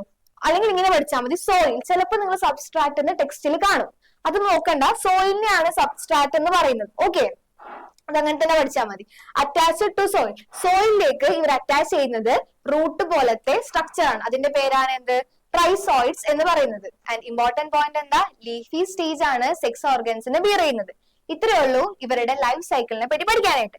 അടുത്ത ടോപ്പിക് എന്താടാ, എക്കണോമിക് ഇമ്പോർട്ടൻസ് ഓഫ് ബ്രയോഫൈറ്റ്സ്. നമ്മൾ ആൽഗകൾ പഠിച്ചപ്പോ അവിടെ അവസാനത്തെ ടോപ്പിക് നമ്മൾ എന്താ പഠിച്ചത്, ആൽഗയുടെ എക്കണോമിക് ഇമ്പോർട്ടൻസ്. അതേപോലെ തന്നെ ബ്രയോഫൈറ്റ്സിന്റെ ഇവിടെയും നമ്മൾ അവസാനത്തെ ടോപ്പിക് എന്താ പഠിക്കുക, ബ്രയോഫൈറ്റ്സിന്റെ എക്കണോമിക് ഇമ്പോർട്ടൻസ്. ഫസ്റ്റ് പോയിന്റ് നോക്കിയടാ, മോസസ്. മോസസ് എന്ന് പറഞ്ഞാൽ എന്താ, ഈ ബ്രയോഫൈറ്റ്സിന്റെ അണ്ടറിൽ വരുന്ന ഒരു ചെടിനെയാണ് മോസസ് എന്ന് പറയുന്നത്. നമ്മൾ ഓൾറെഡി മിസ്റ്റർ പിക്ചർ ഒക്കെ കാണിച്ചെന്ന് ഓർമ്മയില്ലേ, മതിലുമ വരുന്ന ചെടി എന്ന് പറഞ്ഞത്, അതിനെയാണ് മോസസ് എന്ന് പറയുന്നത്. ഇനി ഇത് വായിച്ചേ, mosses provide food for herbaceous mammals, birds and other animals. അതായത് ഈ മോസസ് എന്താണ്, ഹെർബീഷ്യസ് ആയിട്ടുള്ള മാമൽസിനും ബേർഡ്സിനും ആനിമൽസിനും ഫുഡായിട്ട് യൂസ് ചെയ്യാം. ആൻഡ് സെക്കൻഡ് പോയിന്റ് ആണ് ഇമ്പോർട്ടന്റ് പോയിന്റ്, സ്പാഗ്നം. കേട്ടിട്ടുണ്ടോ? അതായത് ഒരു മോസിന്റെ എക്സാമ്പിൾ ആണ് എന്ത് പറയുന്നത്, സ്പാഗ്നം എന്ന് പറയുന്നത്. അല്ലാതെ അത് വേറെ വേർഡൊന്നല്ല, മോസസിന്റെ ഒരു എക്സാമ്പിൾ ആണ് സ്പാഗ്നം. അവരെന്താ ചെയ്യുന്നത്, provide a peat which is used as fuel. ഒന്ന് ആലോചിച്ച് നോക്കി, ഒരു ചെടിയിൽ നിന്ന് നമുക്ക് ഫ്യൂവൽ ഉണ്ടാക്കാൻ പറ്റും. അതിന് സഹായിക്കുന്ന എക്സാമ്പിൾ ഏതാ, മോസസിന്റെ എക്സാമ്പിൾ ഏതാ, സ്പാഗ്നം. സ്പാഗ്നം എന്ന് പറയുന്ന മോസസ് എന്ത് പ്രൊവൈഡ് ചെയ്യും, ഒരു പീറ്റ് എന്ന് പറയുന്ന സബ്സ്റ്റൻസ് പ്രൊവൈഡ് ചെയ്യും. അത് നമുക്ക് എന്തായിട്ട് യൂസ് ചെയ്യാം, ഫ്യൂവൽ ആയിട്ട് യൂസ് ചെയ്യാം. അതൊരു മേജർ എക്കണോമിക് ഇമ്പോർട്ടന്റ് അല്ലേ. ഓക്കെ, ഇനി മൂന്നാമത്തെ പോയിന്റ് നോക്കിയേ, നമ്മൾ മിസ് ഓൾറെഡി പറഞ്ഞതാണ്. നോക്കിയേ, നമ്മൾ ആൽഗയിലും പറഞ്ഞ കാര്യം നോക്കിയേ, it has water holding capacity, hence it is used for packing materials four transshipment of living materials. ഇത് വായിക്കുമ്പോൾ ചിലപ്പോൾ കുറച്ച് കൺഫ്യൂഷൻസ് ഉണ്ടാവും, മിസ് പറഞ്ഞുതരാം. ഇപ്പൊ ഫോർ എക്സാമ്പിൾ, എനിക്ക് ഇവിടെ നിന്ന് ഒരു ചെടീനെ പാഴ്സൽ ആക്കിയിട്ട് എന്താ, ഇപ്പൊ തൃശ്ശൂരിൽ നിന്ന് എനിക്ക് അതൊന്ന് മലപ്പുറത്തേക്ക് എത്തിക്കണം, കുറച്ച് ഡിസ്റ്റൻസേ ഉള്ളൂ. എന്നാലും ഒന്ന് ആലോചിച്ച് നോക്കിയേ, അത് കുറച്ച് 2 ദിവസം കഴിഞ്ഞിട്ട് എനിക്ക് കൊടുക്കേണ്ട ആളുടെ കയ്യിൽ എത്തുള്ളൂ. ചെടി ജീവനുള്ള ചെടിയാട്ടോ, ഒന്ന് ആലോചിച്ച് നോക്കി. അപ്പൊ അത് വാടിപ്പോകൂലേ, ഇത് പെട്ടിയുടെ അകത്താക്കി പാക്ക് ചെയ്തിട്ടാണ് ഞാൻ അയക്കുന്നത്. അല്ലെങ്കിൽ നമ്മൾ സ്റ്റേറ്റിന്റെ അപ്പുറത്തോട്ട് അയക്കുകയാണ്, വേറെ സ്റ്റേറ്റ്, മലപ്പുറം വീട്, ഇവിടെ നിന്ന് കേരളത്തിൽ നിന്ന് നമ്മൾ വേറെ സ്റ്റേറ്റിലോട്ട് അയക്കാന്ന് വിചാരിക്കും, അല്ലെങ്കിൽ വേറെ കൺട്രിയിലോട്ട് അയക്കാം. എവിടേക്ക് അയക്കുകയാണെങ്കിലും ഇത് ജീവനുള്ള വസ്തു അല്ലേ, ഇതിനെ പാക്ക് ചെയ്ത് എയറും സൺലൈറ്റും ഒന്നും ഉള്ളിലേക്ക് വരാത്ത രീതിയിൽ പാക്ക് ചെയ്തിട്ടാണ് നമ്മൾ പാഴ്സൽ അയക്കുക. അപ്പൊ ഒന്ന് ആലോചിച്ച് നോക്കി, ഇതവിടെ ഈ ജീവനോടെ എത്തണമെങ്കിൽ ഇതിന് നമ്മൾ എയർ കൊടുക്കണം, സൺലൈറ്റ് കൊടുക്കണം, ഏറ്റവും ഇമ്പോർട്ടന്റ് ആയിട്ട് വാട്ടർ കൊടുക്കണം. എന്നാലല്ലേ ഇത് മരിക്കാതെ, ഇതും ജീവനുള്ള വസ്തുവല്ലേ, ഇത് മരിക്കാതെ അവിടേക്ക് എത്തുള്ളൂ.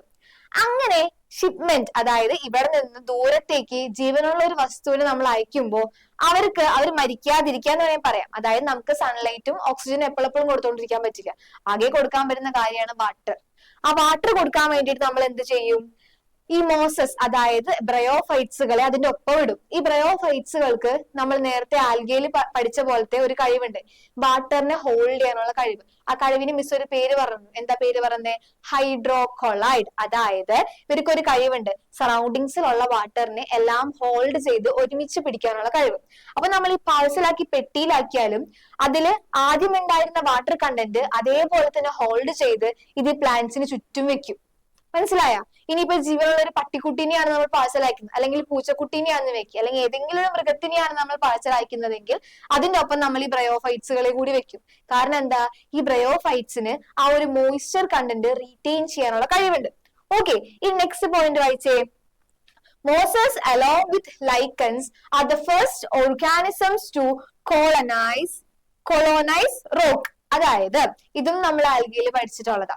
എന്താണെന്നറിയോ, ഇങ്ങനെ ഒരു റോക്ക് വന്നിട്ടുണ്ടെങ്കിൽ, ഇങ്ങനെ ഒരു പാറക്കല്ല് എന്തെങ്കിലും ആവട്ടെ, ഒന്നുമില്ലാത്തൊരു റോക്ക്, ആ റോക്കിന്റെ മേലെ ആദ്യമായിട്ട്, ഈ റോക്ക് ചുമ്മാ കിടക്കുകയാണെങ്കിൽ ഈ റോക്കിന്റെ മേലെ ആദ്യം വരെ എന്തായിരിക്കും, ഈ പായലല്ല സോറി മോസസ് ആയിരിക്കും. മോസസ് എന്ന് പറഞ്ഞാല്, മോസസ് നമ്മൾ എവിടെയാ പഠിച്ചേ, പിക്ചർ. ഈ ഒരു സാധനത്തിനെ കണ്ടോ, ഇതിനെയാണ് നമ്മൾ ഈ മോസസ് എന്ന് പറയുന്നത്. സിമ്പിൾ ആയിട്ട് പറഞ്ഞാൽ നമ്മുടെ മതിലുമ കാണുന്ന ചെടികളില്ലേടാ, അതിനെയാണ് നമ്മൾ ഈ മോസസ് എന്ന് പറയാം. ഓക്കെ, അതിനെയാണ് നമ്മൾ എന്ത് പറയാ, ഈ മോസസ് എന്ന് പറയുന്നത്. ഇങ്ങനെ ഒരു പാറക്കഷ്ണം, മതിലൊരു എക്സാമ്പിൾ ആക്കി എടുത്തോ, മതില് ചുമ്മാ കിടക്കുകയാണെങ്കിൽ അവിടെ ആദ്യം ആരാ വരാ, മോസസ്. എന്നിട്ട് മോസസിന്റെ പാര് കൂടി വരും ലൈക്കൻസ്. ഇവർ രണ്ടുപേരും ഒരുമിച്ച് വന്നിട്ടാണ് ആ റോക്കിനെ കോളനൈസ് ചെയ്യുക, അതായത് ആ റോക്കിന്റെ മേലെ പറ്റിപ്പിടിക്കുക. ആദ്യം ആര് വരും, മോസസ് അലോങ് വിത്ത് ലൈക്കൻസ്. ഇവർ ഒരുമിച്ച് വന്നിട്ടാണ് ആ റോക്കിന് ചുറ്റും എന്ത് ചെയ്യാ, പറ്റിപ്പിടിക്കുക. അതാണ് ആ പോയിന്റ്. ഇനി നെക്സ്റ്റ് വായിച്ചേ. They decompose rocks and make substrate suitable for the growth of higher plants. അതെന്താണെന്നറിയോ, ഇപ്പോ എന്താ കുറെ കല്ലും മണ്ണും, അതായത് നമ്മൾ പഠിച്ചിട്ടുണ്ട് ഈ പാറ പൊടിഞ്ഞാണ് മണ്ണുണ്ടാവാന്ന് പഠിച്ചിട്ടില്ലേ? അത് തന്നെയാണ് സംഭവം. ഇവരെന്ത് ചെയ്യും? ഈ പാറനെ എന്ത് ചെയ്യും? ഡീകമ്പോസ് ചെയ്യും. ഈ പാറനെ ഇതിന് ചുറ്റും ഈ മോസും ലൈക്കൺസും ചെടികളും എല്ലാം വന്നിട്ട് ഈ പാറനെ ഡീകമ്പോസ് ചെയ്യും. എന്നിട്ട് അതിനെ മണ്ണാക്കും. എന്തിനു വേണ്ടിയിട്ട്? ഹയർ പ്ലാന്റ്സിന്റെ ഗ്രോത്തിന് വേണ്ടിയിട്ട്. മനസ്സിലായ? നെക്സ്റ്റ് പോയിന്റ് വായിച്ചേ. They form dense mat on the soil. അതായത് ഇത് മിസ് പറഞ്ഞു, ഇത് ഇറക്റ്റ് അല്ല, അതായത് പ്രോസ്റ്റേറ്റ്, വലിയ പൊക്കവും ഇല്ല, അതായത് വലിയ പൊക്കമില്ലാത്ത ചെടികളാണ്. നമ്മുടെ മരം പോലൊന്നും വളരില്ല ഇവരെന്താ ഇങ്ങനെ ക്രീപ്പി ആയിട്ട് പോകുന്ന സ്ട്രക്ചർ ആണ്. അപ്പൊ ഇവരെന്താ നിലത്ത് നോക്കി കഴിഞ്ഞാൽ ഒരു പച്ച കളർ മാറ്റ് വിരിച്ച പോലെ ഉണ്ടാവും നിലം കാണാനായിട്ട്. അതാണ് പറയുന്നത് dense mat on the soil എന്ന്. ഓക്കെ, ഇനി നെക്സ്റ്റ് നോക്കിയേ. Prevent soil erosion. ഈ ബ്രയോഫൈറ്റ്സ് ഉള്ളടത്ത് മണ്ണൊലിപ്പ് തടയും. അതെങ്ങനെയാണ്? ഇവർ ഈ വെള്ളത്തിനെ പിടിച്ചു നിർത്തും. ഇപ്പൊ വെള്ളം കുത്തനെ മഴ വന്ന് വീഴുമ്പോഴാണ് ഈ മണ്ണ് അവിടെ നിന്ന് പോകുക. ഈ ബ്രയോഫൈറ്റ്സിന് എന്തിനുള്ള കഴിവുണ്ട്? ഈ വെള്ളത്തിനെ ഹോൾഡ് ചെയ്യാനുള്ള കപ്പാസിറ്റി ഉണ്ട്. അപ്പൊ ഈ വെള്ളം വന്ന് വീഴുമ്പോൾ ബ്രയോഫൈറ്റ്സ് ഈ വെള്ളത്തിനെ ഹോൾഡ് ചെയ്യും, മണ്ണൊലിക്കാതെ സഹായിക്കും. അതാണ് ഈ ലാസ്റ്റ് പോയിന്റ്. ഓക്കെ, ഇനി ഞാൻ പറയാണ്, നിങ്ങൾ ഈ എല്ലാ പോയിന്റും ഒന്ന് മനസ്സിലാക്കി വെക്കാം. ഓക്കെ, ഈ എല്ലാ പോയിന്റും എന്ത് ചെയ്യാ? മനസ്സിലാക്കി വെക്കാം. മിക്കവാറും കൂടിപ്പോയാൽ ഒരു 3 പോയിന്റ് ചോദിക്കാൻ ചാൻസ് ഉള്ളൂ. എത്ര പോയിന്റ് ചോദിക്കാൻ ചാൻസ് ഉള്ളൂ? ഒരു 3 പോയിന്റ് അല്ലെങ്കിൽ ഒരു 4 പോയിന്റ്. അപ്പൊ ഇതെല്ലാം പഠിച്ചു വെച്ച് കഴിഞ്ഞാല് എത്ര പോയിന്റ് ചോദിക്കും നമുക്ക് അറിയില്ലല്ലോ. നമ്മളിപ്പോ ഒരു ഗസ് പറയാണ് 3 പോയിന്റ്. അപ്പൊ എന്ത് ചെയ്യാ? ഇതെല്ലാം നിങ്ങൾ മനസ്സിലാക്കി വെക്കുക. ഇത് ഇത്ര വലിയ കാര്യമൊന്നുമില്ല. മോസസ് ആണെങ്കിൽ അവർ ഫുഡ് പ്രൊവൈഡ് ചെയ്യും. ആർക്കൊക്കെ? ഹെർബീഷ്യസ് എന്ന് പറഞ്ഞാൽ വെജിറ്റേറിയൻ, ഹെർബിയോറസ് പഠിച്ചിട്ടില്ലേ? അവർക്ക് ഏതൊക്കെ? മാമൽസിനും ബേർഡ്സിനും ആനിമൽസിനും ഫുഡ് പ്രൊവൈഡ് ചെയ്യും. അതൊരു കുഞ്ഞു സെന്റൻസ് അല്ലേ? ഇനി അടുത്തതാണെങ്കിൽ നോക്കി, അടുത്തത് ഇമ്പോർട്ടന്റ് ആട്ടാ, ഇത് എന്തായാലും പഠിക്കണം. സ്പാഗ്നം എന്ന് പറയുന്ന ഒരു മോസ് പീറ്റ് എന്ന് പറയുന്ന സബ്സ്റ്റൻസ് പ്രൊവൈഡ് ചെയ്യും. അത് നമുക്ക് ഫ്യൂവൽ ആയിട്ട് യൂസ് ചെയ്യാം. ഓക്കെ, ഇനി തേർഡ് പോയിന്റ് നിങ്ങൾക്ക് ഇവിടെയും പഠിക്കണം, ആൽഗയിലും പഠിക്കണം. അപ്പൊ അതെന്തായാലും പഠിച്ചു വെച്ചോ. ഒന്നും ഇത്രയും കിട്ടിയില്ലെങ്കിൽ they have water holding capacity എന്നെങ്കിലും എന്റെ കുട്ടികൾ എഴുതണം. ഓക്കെ, ഇനി എന്താ? ഇനി ഇത് പഠിക്കാം. ഇത് എളുപ്പ. പ്രിവെന്റ് സോയിൽ ഇറോഷൻ, അത് എളുപ്പല്ലേ? ഇനി എന്റെ മേലത്തെ പോയിന്റ് എളുപ്പ. എന്താ? They form dense mat on soil. ഇത് എളുപ്പല്ലേ? ഇത്രയും പോയിന്റ്സ് എങ്കിലും മാക്സിമം എല്ലാവരും പഠിക്കണം കേട്ടോ.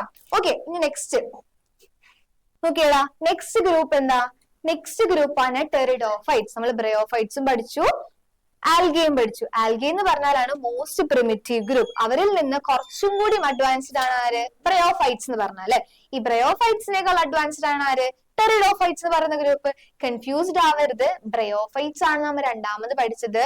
മൂന്നാമത് പഠിക്കുന്ന ഗ്രൂപ്പാണ് എന്ത്? ടെറിഡോഫൈറ്റ് എന്ന് പറയുന്നത്. ആൻഡ് മിസ് ബ്രയോഫൈറ്റ്സ് പഠിപ്പിച്ചപ്പോഴും ആദ്യം നിങ്ങൾ 2 പ്ലാന്റ്സിന്റെ പേര് പഠിപ്പിച്ചു. ഏതൊക്കെയാണ്? ലിവർവേർഡ്സും മോസസും. അതേപോലെ തന്നെ ടെറിഡോഫൈറ്റ്സ് പഠിക്കുമ്പോഴും എന്ത് ചെയ്യണം? 2 പ്ലാന്റ്സിന്റെ പേര് തുടക്കത്തിലേ പഠിക്കണം. ഏതൊക്കെയാണ് 2 പ്ലാന്റ്സിന്റെ പേര്? Hostile and phones.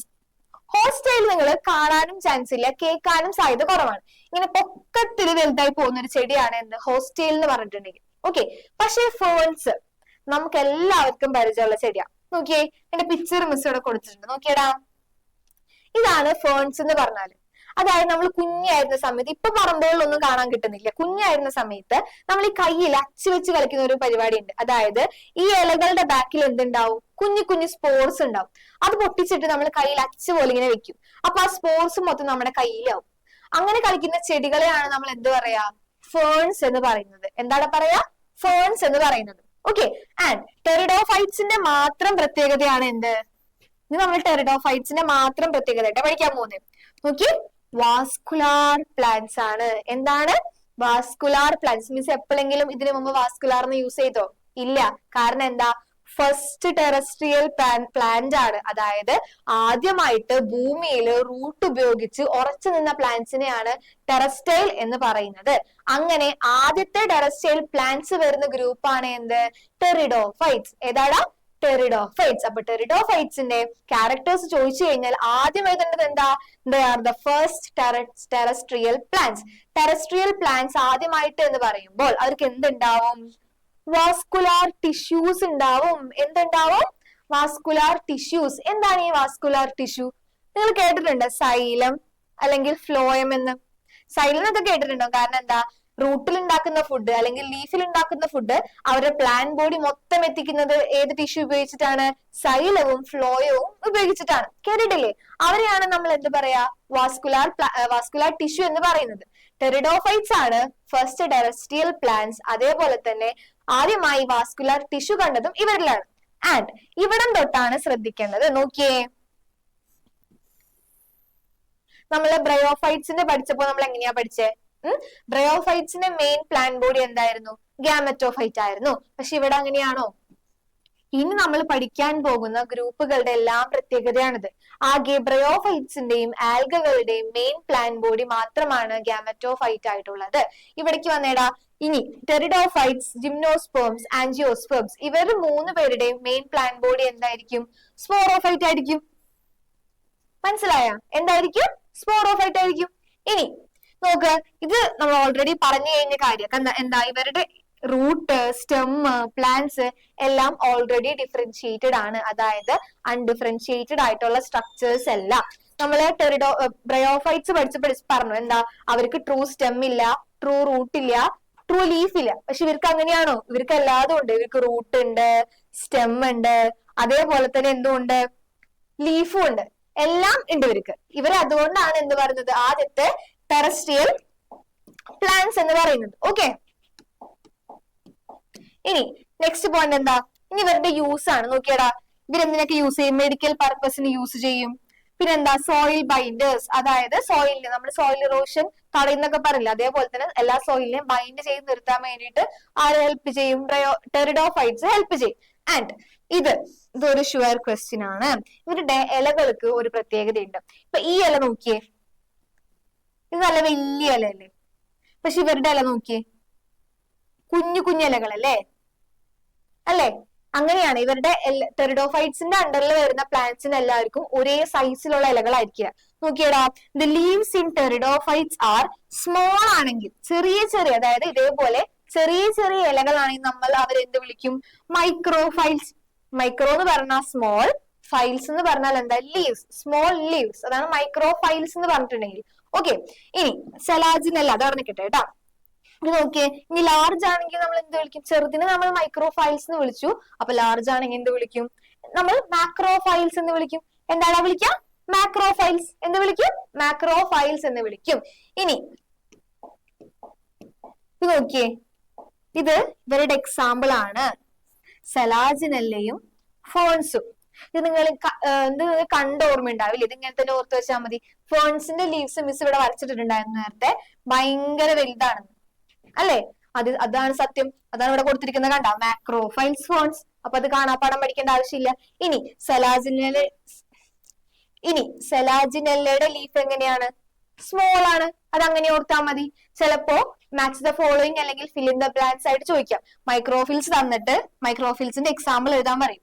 അപ്പൊ എന്തെഴുതും? മൈക്രോഫിൽസ് ആണെങ്കിൽ സെലാജിനെല്ല ആയിരിക്കും, മാക്രോഫിൽസ് ആണെങ്കിൽ ഫേൺസ് ആയിരിക്കും. ഓക്കെ, നെക്സ്റ്റ് ഇത് കുറച്ച് കൺഫ്യൂസിംഗ് ആണ്. ശ്രദ്ധിച്ചിരുന്നു കഴിഞ്ഞാൽ മനസ്സിലാവും. നോക്കിയേ, മിസ് നേരത്തെ ഫേൺസിന്റെ കാര്യം പറഞ്ഞപ്പോ ഒരു കാര്യം പറഞ്ഞില്ലേ? ലീവ്സിന്റെ ബാക്കില് സ്പോർസ് ഉണ്ടാവും. ഈ സ്പോർസ് എങ്ങനെ ഇരിക്കാന്നറിയോ? ഒരൊറ്റ സ്പോർ ആയിട്ടല്ല. സ്പോർ എന്ന് പറഞ്ഞാൽ എങ്ങനെയാ? ഇങ്ങനെ കുഞ്ഞു കുഞ്ഞു സ്ട്രക്ചേഴ്സ് ആണ് അല്ലെ? കുഞ്ഞു കുഞ്ഞു സ്ട്രക്ചേഴ്സ് ആണ്. ഇത് ഒരെണ്ണായിട്ടല്ല ഇരിക്കുക. ഇത് എങ്ങനെയാ ഇരിക്കുക? ഇവിടെ ഇരിക്കുന്ന കണ്ട, ഇവര് കൂട്ടം കൂടി ഇരിക്കുന്ന കണ്ട, ഒന്നിലധികം സ്പോർസ് ഇങ്ങനെ കൂട്ടം കൂട്ടായിട്ടിരിക്കും. കണ്ട, ഇങ്ങനെയാണ് സ്പോർസ് ഇരിക്കുക. അതായത് ഒത്തിരി സ്പോർസ് കൂടി ചേർന്ന് ഒരൊറ്റ സ്ട്രക്ചർ ആയിട്ടാണ് ഇരിക്കുക. അതാണ് ഇവിടെ എഴുതിയിരിക്കുന്നത്. ഇവിടെ നിന്ന് തുടങ്ങി നോക്കിട്ടാ. സ്പോറോഫൈറ്റ്. സ്പോറോഫൈറ്റിന്റെ അർത്ഥം നമ്മൾ ഓൾറെഡി പഠിച്ചത്. എന്താ സ്പോറോഫൈറ്റ് എന്ന് പറഞ്ഞാല്? സ്പോർ ബിയറിംഗ് പ്ലാന്റ് ബോഡിനെയാണ് നമ്മൾ എന്ത് പറയാ? സ്പോറോഫൈറ്റ് എന്ന് പറയാ. അതിനകത്ത് ആർക്കും സംശയം പാടില്ല. മിസ് ബ്രയോഫൈറ്റ്സ് എടുത്തപ്പോ തൊട്ട് പറയുന്നതാണ്. സ്പോർസ് പ്രൊഡ്യൂസ് ചെയ്യുന്ന പ്ലാന്റ് ബോഡിനെയാണ് നമ്മൾ സ്പോറോഫൈറ്റ് എന്ന് പറയുന്നത്. ഓക്കെ, ഇവിടെ നോക്ക്. Sporangia that are subtended by leaf-like appendages called sporophylls. അതെന്താടാ?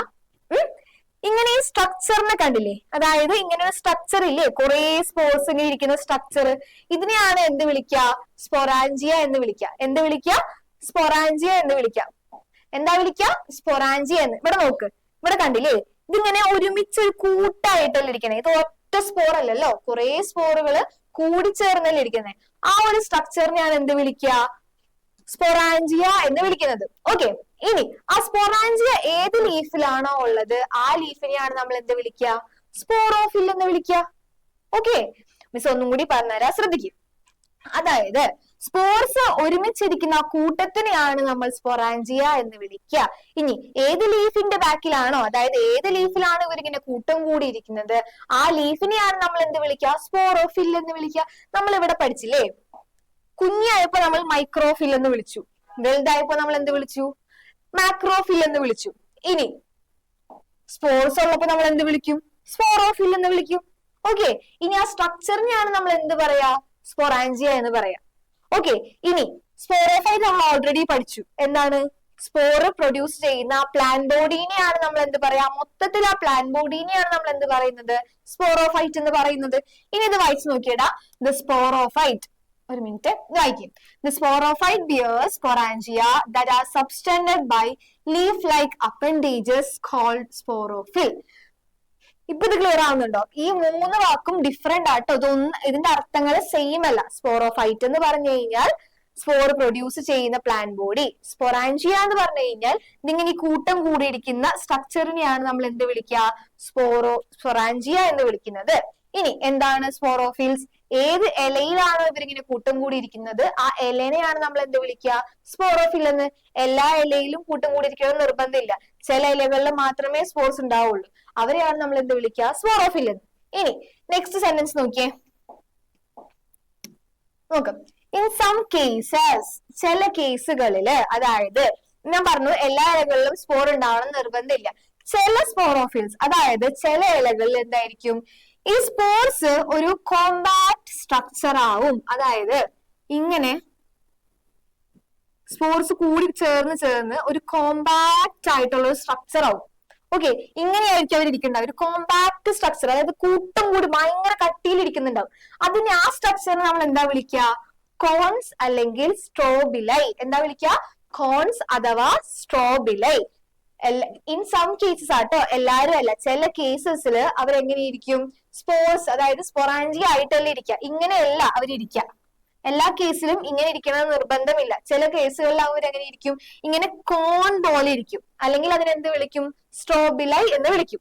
അതിന് എക്സാമ്പിൾ ആണ് തന്നിരിക്കുന്നത്, സെലാജിനല്ല ആൻഡ് ഇക്യൂസെറ്റം. എന്താണ് എക്സാമ്പിള്? സെലാജിനല്ല ആൻഡ് ഇക്യൂസെറ്റം. ഓക്കെ, അടുത്ത നോക്കിയേ, സ്പോർസ്.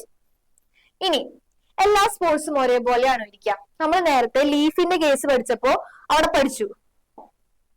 ലീഫിന്റെ കേസ് പഠിച്ചപ്പോ നമ്മൾ പഠിച്ചു സ്മോൾ ആണെങ്കിൽ മൈക്രോസ്പോറോഫിൽ, ലാർജ് ആണെങ്കിൽ എന്താ പഠിച്ചേ?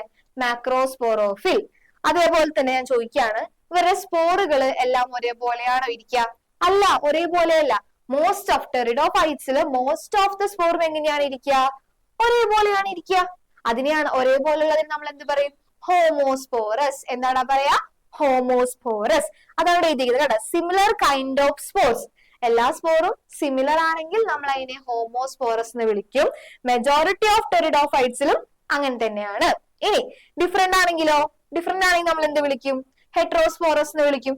ചില ടെറിഡോഫൈറ്റ്സിൽ മാത്രം സ്പോർസ് ഡിഫറെന്റ് ആയിരിക്കും.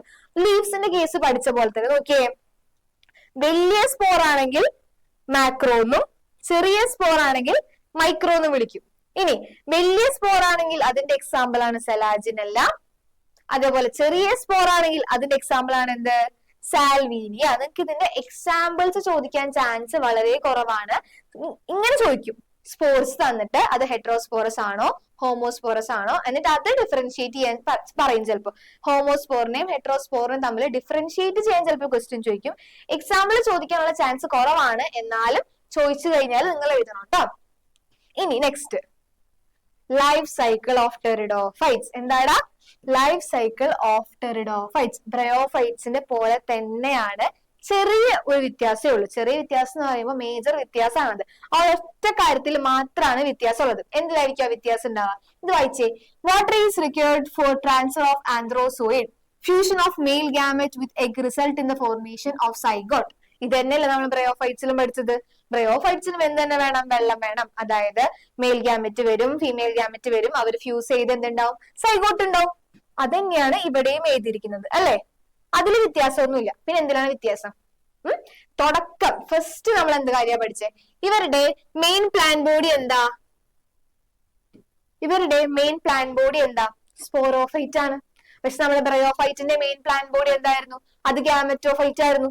അതാണ് ആകെയുള്ള ഒരു വ്യത്യാസം. കണ്ടോ, ഇതാണ് ഇവരുടെ മെയിൻ പ്ലാൻ ബോഡി. ഇതാ കണ്ട മെച്ചർ സ്പോറോഫൈറ്റ് എഴുതിക്കുന്നുണ്ട് ഇവിടെ, മെച്ചർ സ്പോറോഫൈറ്റ്.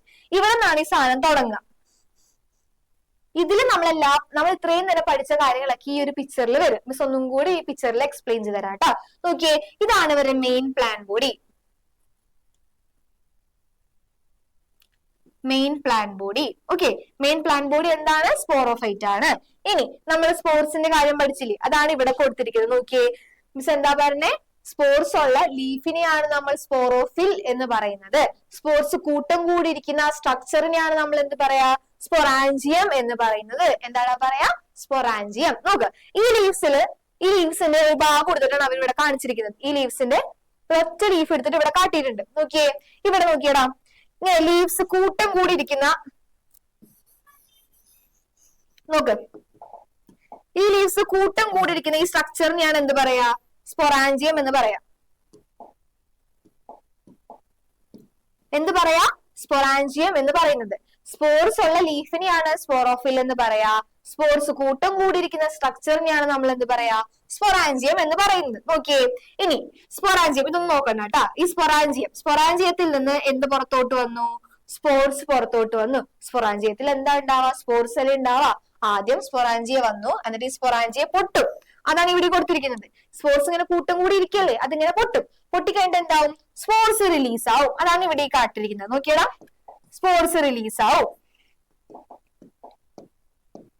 സ്പോർട്സ് റിലീസ് ആവും. അതാണ് ഇവിടെ കാട്ടിരിക്കുന്നത്. കണ്ട, എന്നിട്ട് ഈ സ്പോർട്സ് വലുതായി ആരാവും? ഇതാണ് ഇവരുടെ സെക്കൻഡ് ബോഡി. ഇത് സ്പോറോഫൈറ്റ് ആണെങ്കിൽ ഇത് ആരായിരിക്കും ഈ കാണുന്നത്?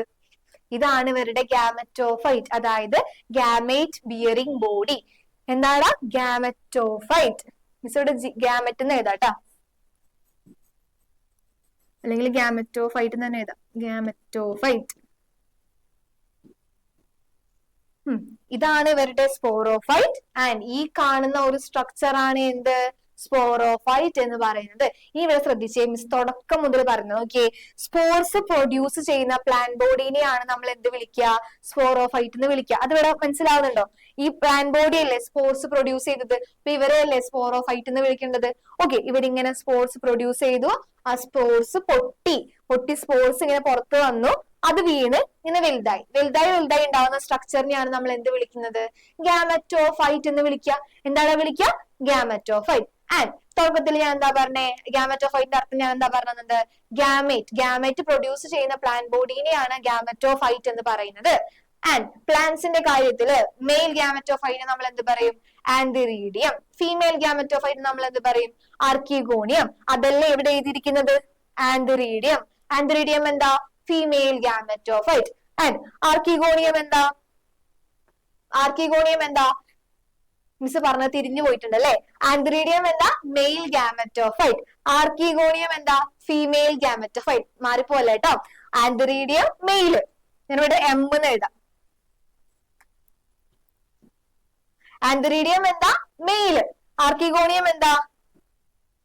Female. Okay, archegonium female gametophyte. And നമ്മൾ തുടക്കത്തിൽ പഠിച്ച കാര്യം തന്നെ അഗൈൻ റിപ്പീറ്റ്.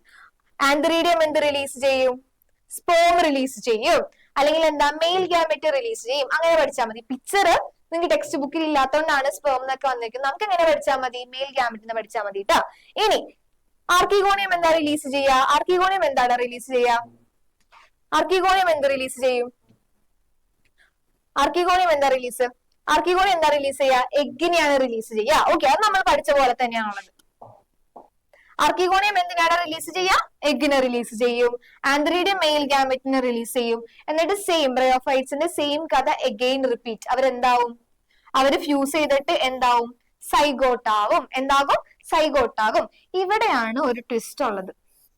ബ്രയോഫൈറ്റ്സിനെ ടെറിഡോഫൈറ്റ്സിൽ നിന്ന് ഡിഫറൻസ്, അതായത് ഇവർ തമ്മിൽ ഒരു ഡിഫറൻസ് ഉണ്ട്. അത് ഇവിടെയാണ് ട്വിസ്റ്റ് വരുന്നത്. അതായത് ഇവർ തമ്മിൽ ഫ്യൂസ് ചെയ്ത് സൈഗോട്ട് ഉണ്ടായെന്ന് മിസ് പറഞ്ഞില്ലേ? ഈ സൈഗോട്ട് ഉണ്ടാവുന്നത് വരെയും ബ്രയോഫൈറ്റ്സിലും ടെറിഡോഫൈറ്റ്സിലും സെയിം ആണ്. ഇനി ഡിഫറൻസ് എവിടെയാണ് വരുന്നതെന്ന് ചോദിച്ചു കഴിഞ്ഞാൽ, ഈ ഫ്യൂസ് ചെയ്ത സംഭവം കുറച്ചു നേരം എവിടെ തന്നെ ഇരിക്കും? ഫീമെയിൽ ഗാമറ്റോഫൈറ്റിന്റെ ഉള്ളിൽ തന്നെ ഇരിക്കും. അതാണ് ഈ സംഭവം എന്ന് പറയുന്നത്. കണ്ടുപിടി മിസ് ചെയ്തിട്ടുണ്ട്, നോക്കിയേ. This development is within the female gametophyte. അതായത് ഫീമെയിൽ ഗാമറ്റോഫൈറ്റിന്റെ അകത്ത് വെച്ചിട്ടായിരിക്കും ഈ സൈഗോട്ടിന്റെ ഡെവലപ്മെന്റ്, ഫെർദർ ഡെവലപ്മെന്റ്സ് നടക്കുന്നത്. കംപ്ലീറ്റ് ആയിട്ട് ഈ ഫീമെയിൽ ഗാമറ്റോഫൈറ്റിന്റെ ഉള്ളിൽ വെച്ചിട്ടായിരിക്കില്ല. ഒരു ഒരു എന്താ പറയുക, ഒരു നിശ്ചിത സമയമുണ്ട്. ആ ഒരു കറന്റ് ടൈമില് കുറച്ചു നേരം അത് എവിടെ തന്നെ ഇരിക്കും? അത് ഫീമെയിൽ ഗാമറ്റോഫൈറ്റ് അകത്ത് തന്നെ ഇരിക്കും. പക്ഷെ നമ്മൾ ബ്രയോഫൈറ്റ്സിന്റെ കാര്യം എടുക്കുകയാണെങ്കിൽ അങ്ങനെയൊന്നുമില്ല. ഇവർ തമ്മിൽ ഫ്യൂസ് ചെയ്യുന്നു, സൈഗോട്ട് ഉണ്ടാവുന്നു, സൈഗോട്ട് പിന്നെയും വളരുകയാണ്. പക്ഷെ ഇവിടെ അങ്ങനെയല്ല. ഇവർ തമ്മിൽ ഫ്യൂസ് ചെയ്ത് സൈഗോട്ട് ആയിട്ട് ഇത് എവിടെ ഇരിക്കും? കുറച്ചു നേരം ഇത് ഫീമെയിൽ ഗാമറ്റോഫൈറ്റിൽ തന്നെ ഇരിക്കും. എന്നിട്ടാണ് എഗെയിൻ പിന്നെയും അത് എന്താവുന്നത്? പിന്നെയും അത് പുതിയ സ്പോറോഫൈറ്റ് ആയിട്ട് മാറുന്നത്. ഓക്കെ, മനസ്സിലായോ? മിസ് ഒന്നുകൂടി പറഞ്ഞുതരാം. ഇവിടെ മാത്രമാണ് ആ ഒരു ഡിഫറൻസ് വരുന്നത് കേട്ടാ. എവിടെയാണ് വരുന്നത്? ഇവിടെ ഈ സെന്റൻസ് വായിച്ചു നോക്കിയാൽ മതി. നോക്കിയേ, this development is within the female gametophyte. Female ഗാമറ്റോഫൈറ്റിന്റെ അകത്ത് കുറച്ചു നേരം ഇരിക്കും. ആരിയ്ക്കും? നമ്മുടെ ഫ്യൂസ് ചെയ്ത് ഉണ്ടായ സൈഗോട്ട്. അതാണ് ഈ പിക്ചറിൽ കാട്ടിയിരിക്കുന്നത്. ഓക്കെ, ഇനി ഇത് വായിച്ചേടാ. Precursor to seed habit. Seed എങ്ങനെയുണ്ടാവാ? സീഡ് ഉണ്ടാവുന്ന കഥ നമുക്ക് ടെറിഡോഫൈറ്റ്സിൽ പഠിക്കാനില്ല. കാരണം എന്താ? ടെറിഡോഫൈറ്റ്സിന് സീഡ് ഇല്ല. സീഡ് എപ്പോ തുടങ്ങിയ ഉണ്ടാവാ? ജിംനോസ്പേംസ് തൊട്ടിട്ടാണ് സീഡ് ഉണ്ടാവുക, അല്ലെ? ഈ പ്രിക്കോസർ എന്ന് പറഞ്ഞാൽ എന്താ?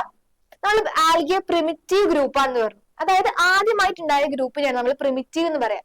ഇനി പ്രിക്കോസർ എന്ന് പറഞ്ഞാൽ എന്താ? അതായത് നെക്സ്റ്റ് ഗ്രൂപ്പ്, അതായത് ജിംനോസ്പേമിലാണല്ലോ സീഡ് ഉണ്ടാവുന്നത്. സീഡ് ഉണ്ടാവുന്നതിന് തൊട്ട് മുമ്പുള്ള ഒരു എന്താ പറയാ, പ്രിക്കോസർ, ഒരു റെഡി ആവുന്ന ഒരു സംഭവമില്ലേ? ആദ്യമായിട്ട് ആ ഒരു ഹാബിറ്റ് കാണിച്ചത് ടെറിഡോഫൈറ്റ്സിലാണ്. പക്ഷെ ടെറിഡോഫൈറ്റ്സിൽ സീഡ് ഉണ്ടായിട്ടില്ല. അതിന്റെ ചെറിയൊരു ഹാബിറ്റ് മാത്രമാണ് ഇവിടെ കാട്ടിയിട്ടുള്ളത്. അതാണ് കണ്ടോ. Due to this reason it is considered as an important precursor. എക്സാമിന് ചോദിക്കും ടെറിഡോഫൈറ്റ്സിലെ എവല്യൂഷണറി ഇമ്പോർട്ടന്റ് ആയിട്ടുള്ള പോയിന്റ് ഏതാണെന്ന്. അപ്പൊ എന്ത് പറയും? സൈഗോട്ട് ഫ്യൂസ് ചെയ്തിട്ട് അത് എവിടെ ഇരിക്കും? കുറച്ചു നേരം കൂടി ഫീമെയിൽ ഗാമറ്റോഫൈറ്റിന്റെ അകത്തിരിക്കും. അതാണ് എന്തിനുള്ള റീസൺ? ഇവരുടെ എവല്യൂഷൻ ഉള്ള റീസൺ. അത് മാത്രം പഠിച്ചാൽ മതി. നിങ്ങൾ ടെക്സ്റ്റ് ബുക്കിൽ ഇത് കുറച്ച് ഇലാബറേറ്റ് ആയിട്ട് കൊടുത്തിട്ടുണ്ട്. ഈ ഒരു വരി മാത്രം പഠിച്ചാൽ മതി കേട്ടാ. Development is within the gametophyte and this is considered as an important precursor for evolution. അത്രയും പഠിച്ചാൽ മതി. ഓക്കെ, ഇത്രയേ ഉള്ളൂ ആരുടെ ലൈഫ് സൈക്കിൾ എന്ന് പറയുന്നത്? ടെറിഡോഫൈറ്റ്സിന്റെ ലൈഫ് സൈക്കിൾ. ഇനി നെക്സ്റ്റ് അവരുടെ ഗാമറ്റോഫൈറ്റിനെ പറ്റി പഠിക്കാനുണ്ട്. നമ്മളെ ലിവർ മോസസിലൊക്കെ പ്രോട്ടോണിമ സ്റ്റേജ്, ലീഫി സ്റ്റേജ് അങ്ങനെയൊക്കെ പഠിച്ചില്ലേ? അതേപോലെ തന്നെ ടെറിഡോഫൈറ്റ്സിന്റെ ഗാമറ്റോഫൈറ്റിന്റെ പേരാണ് എന്ത്? പ്രോതാലസ്. എന്താടാ ഇത്? ഇമ്പോർട്ടന്റ് ആണ്. അത് ഇങ്ങനെ തന്നെ ചോദിക്കും. ടെറിഡോഫൈറ്റ്സിന്റെ ഗാമറ്റോഫൈറ്റിന്റെ പേരെന്താണ്? അപ്പൊ എന്ത് പറയണം? പ്രോതാലസ് എന്ന് പറയണം.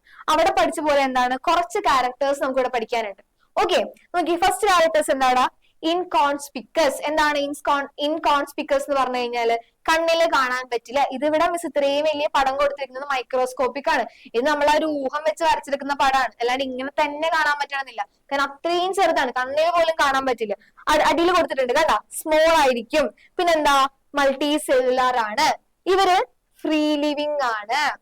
ഇവർക്ക് സ്പോറോഫൈറ്റിന്റെ സഹായം ഒന്നും വേണ്ട. ഇവർ തനിയെ ജീവിച്ചോളും. ഇവരുടെ ഗാമറ്റോഫൈറ്റ് ഇതിനകത്ത് നോക്കിയേ, എവിടെയെങ്കിലും സ്പോറോഫൈറ്റിനെ ഡിപ്പെൻഡ് ചെയ്യുന്നുണ്ടാ? ഇല്ല. അതുകൊണ്ട് നമ്മൾ ഇവരെന്ത് വിളിക്കും? ഫ്രീ ലിവിങ് ആയിട്ട് ജീവിക്കുന്നവരാണ് ഇവര്.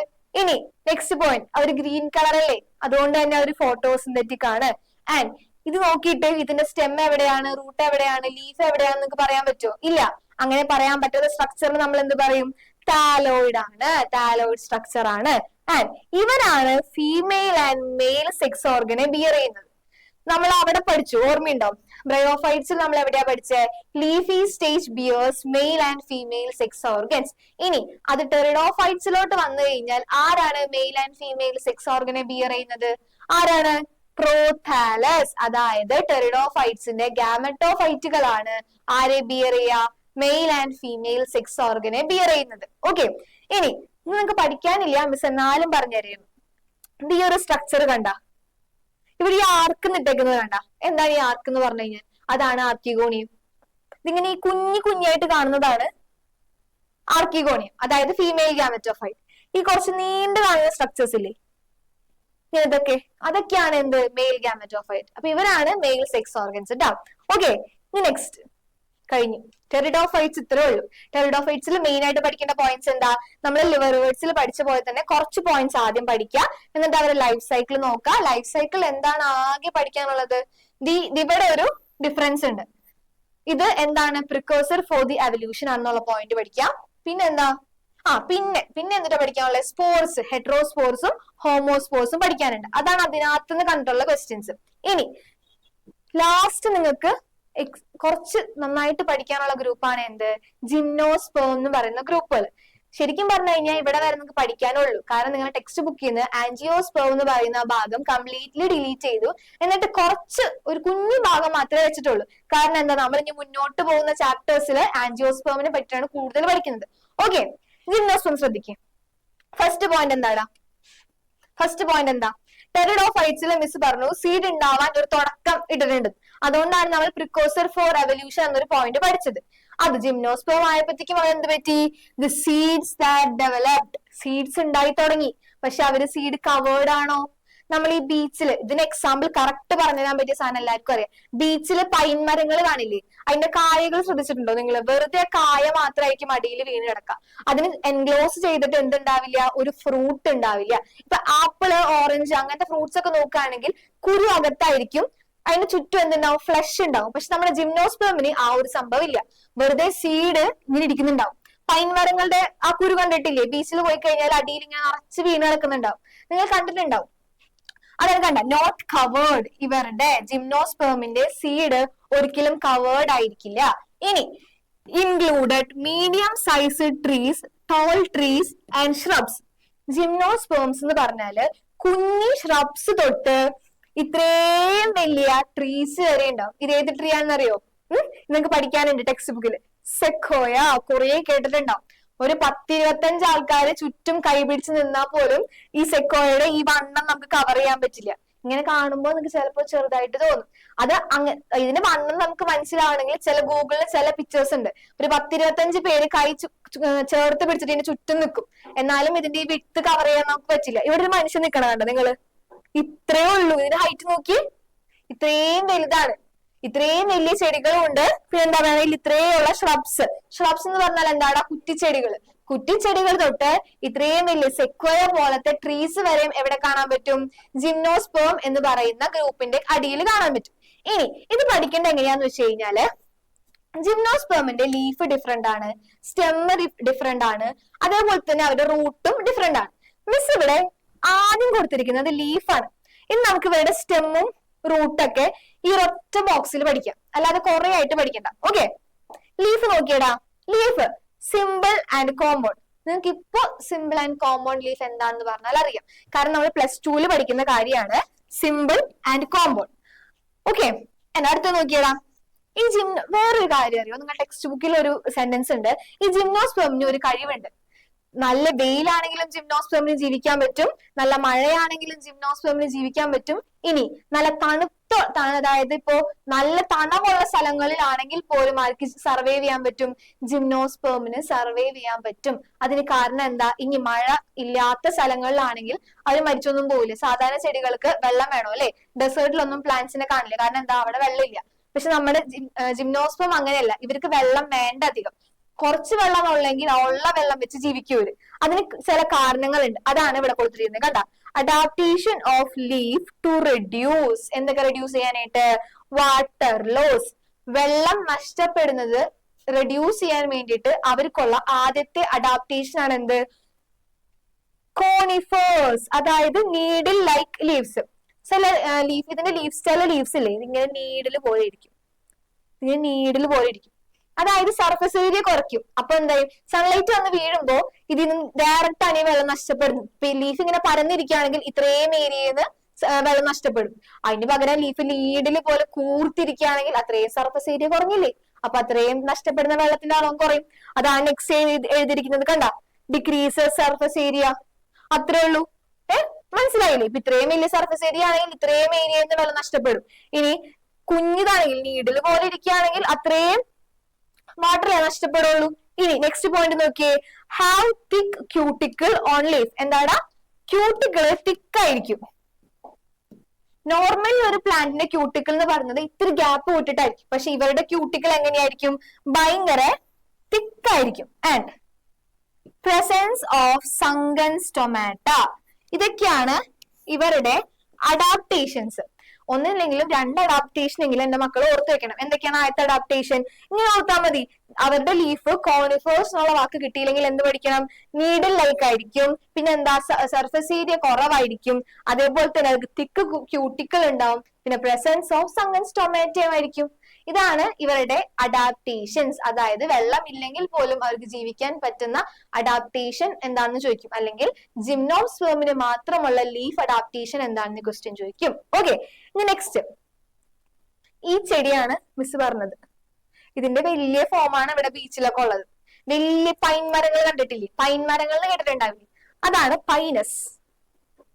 ഓക്കെ, ഇതിന്റെ സീഡിനെ പറ്റിയിട്ടാണ് മിസ് തുടക്കത്തില്, ജിംനോസ്പേമിന്റെ തുടക്കത്തിൽ സംസാരിച്ചത്. ഓക്കെ, ഇവിടെ ശ്രദ്ധിച്ചേ, സൈക്കസ്.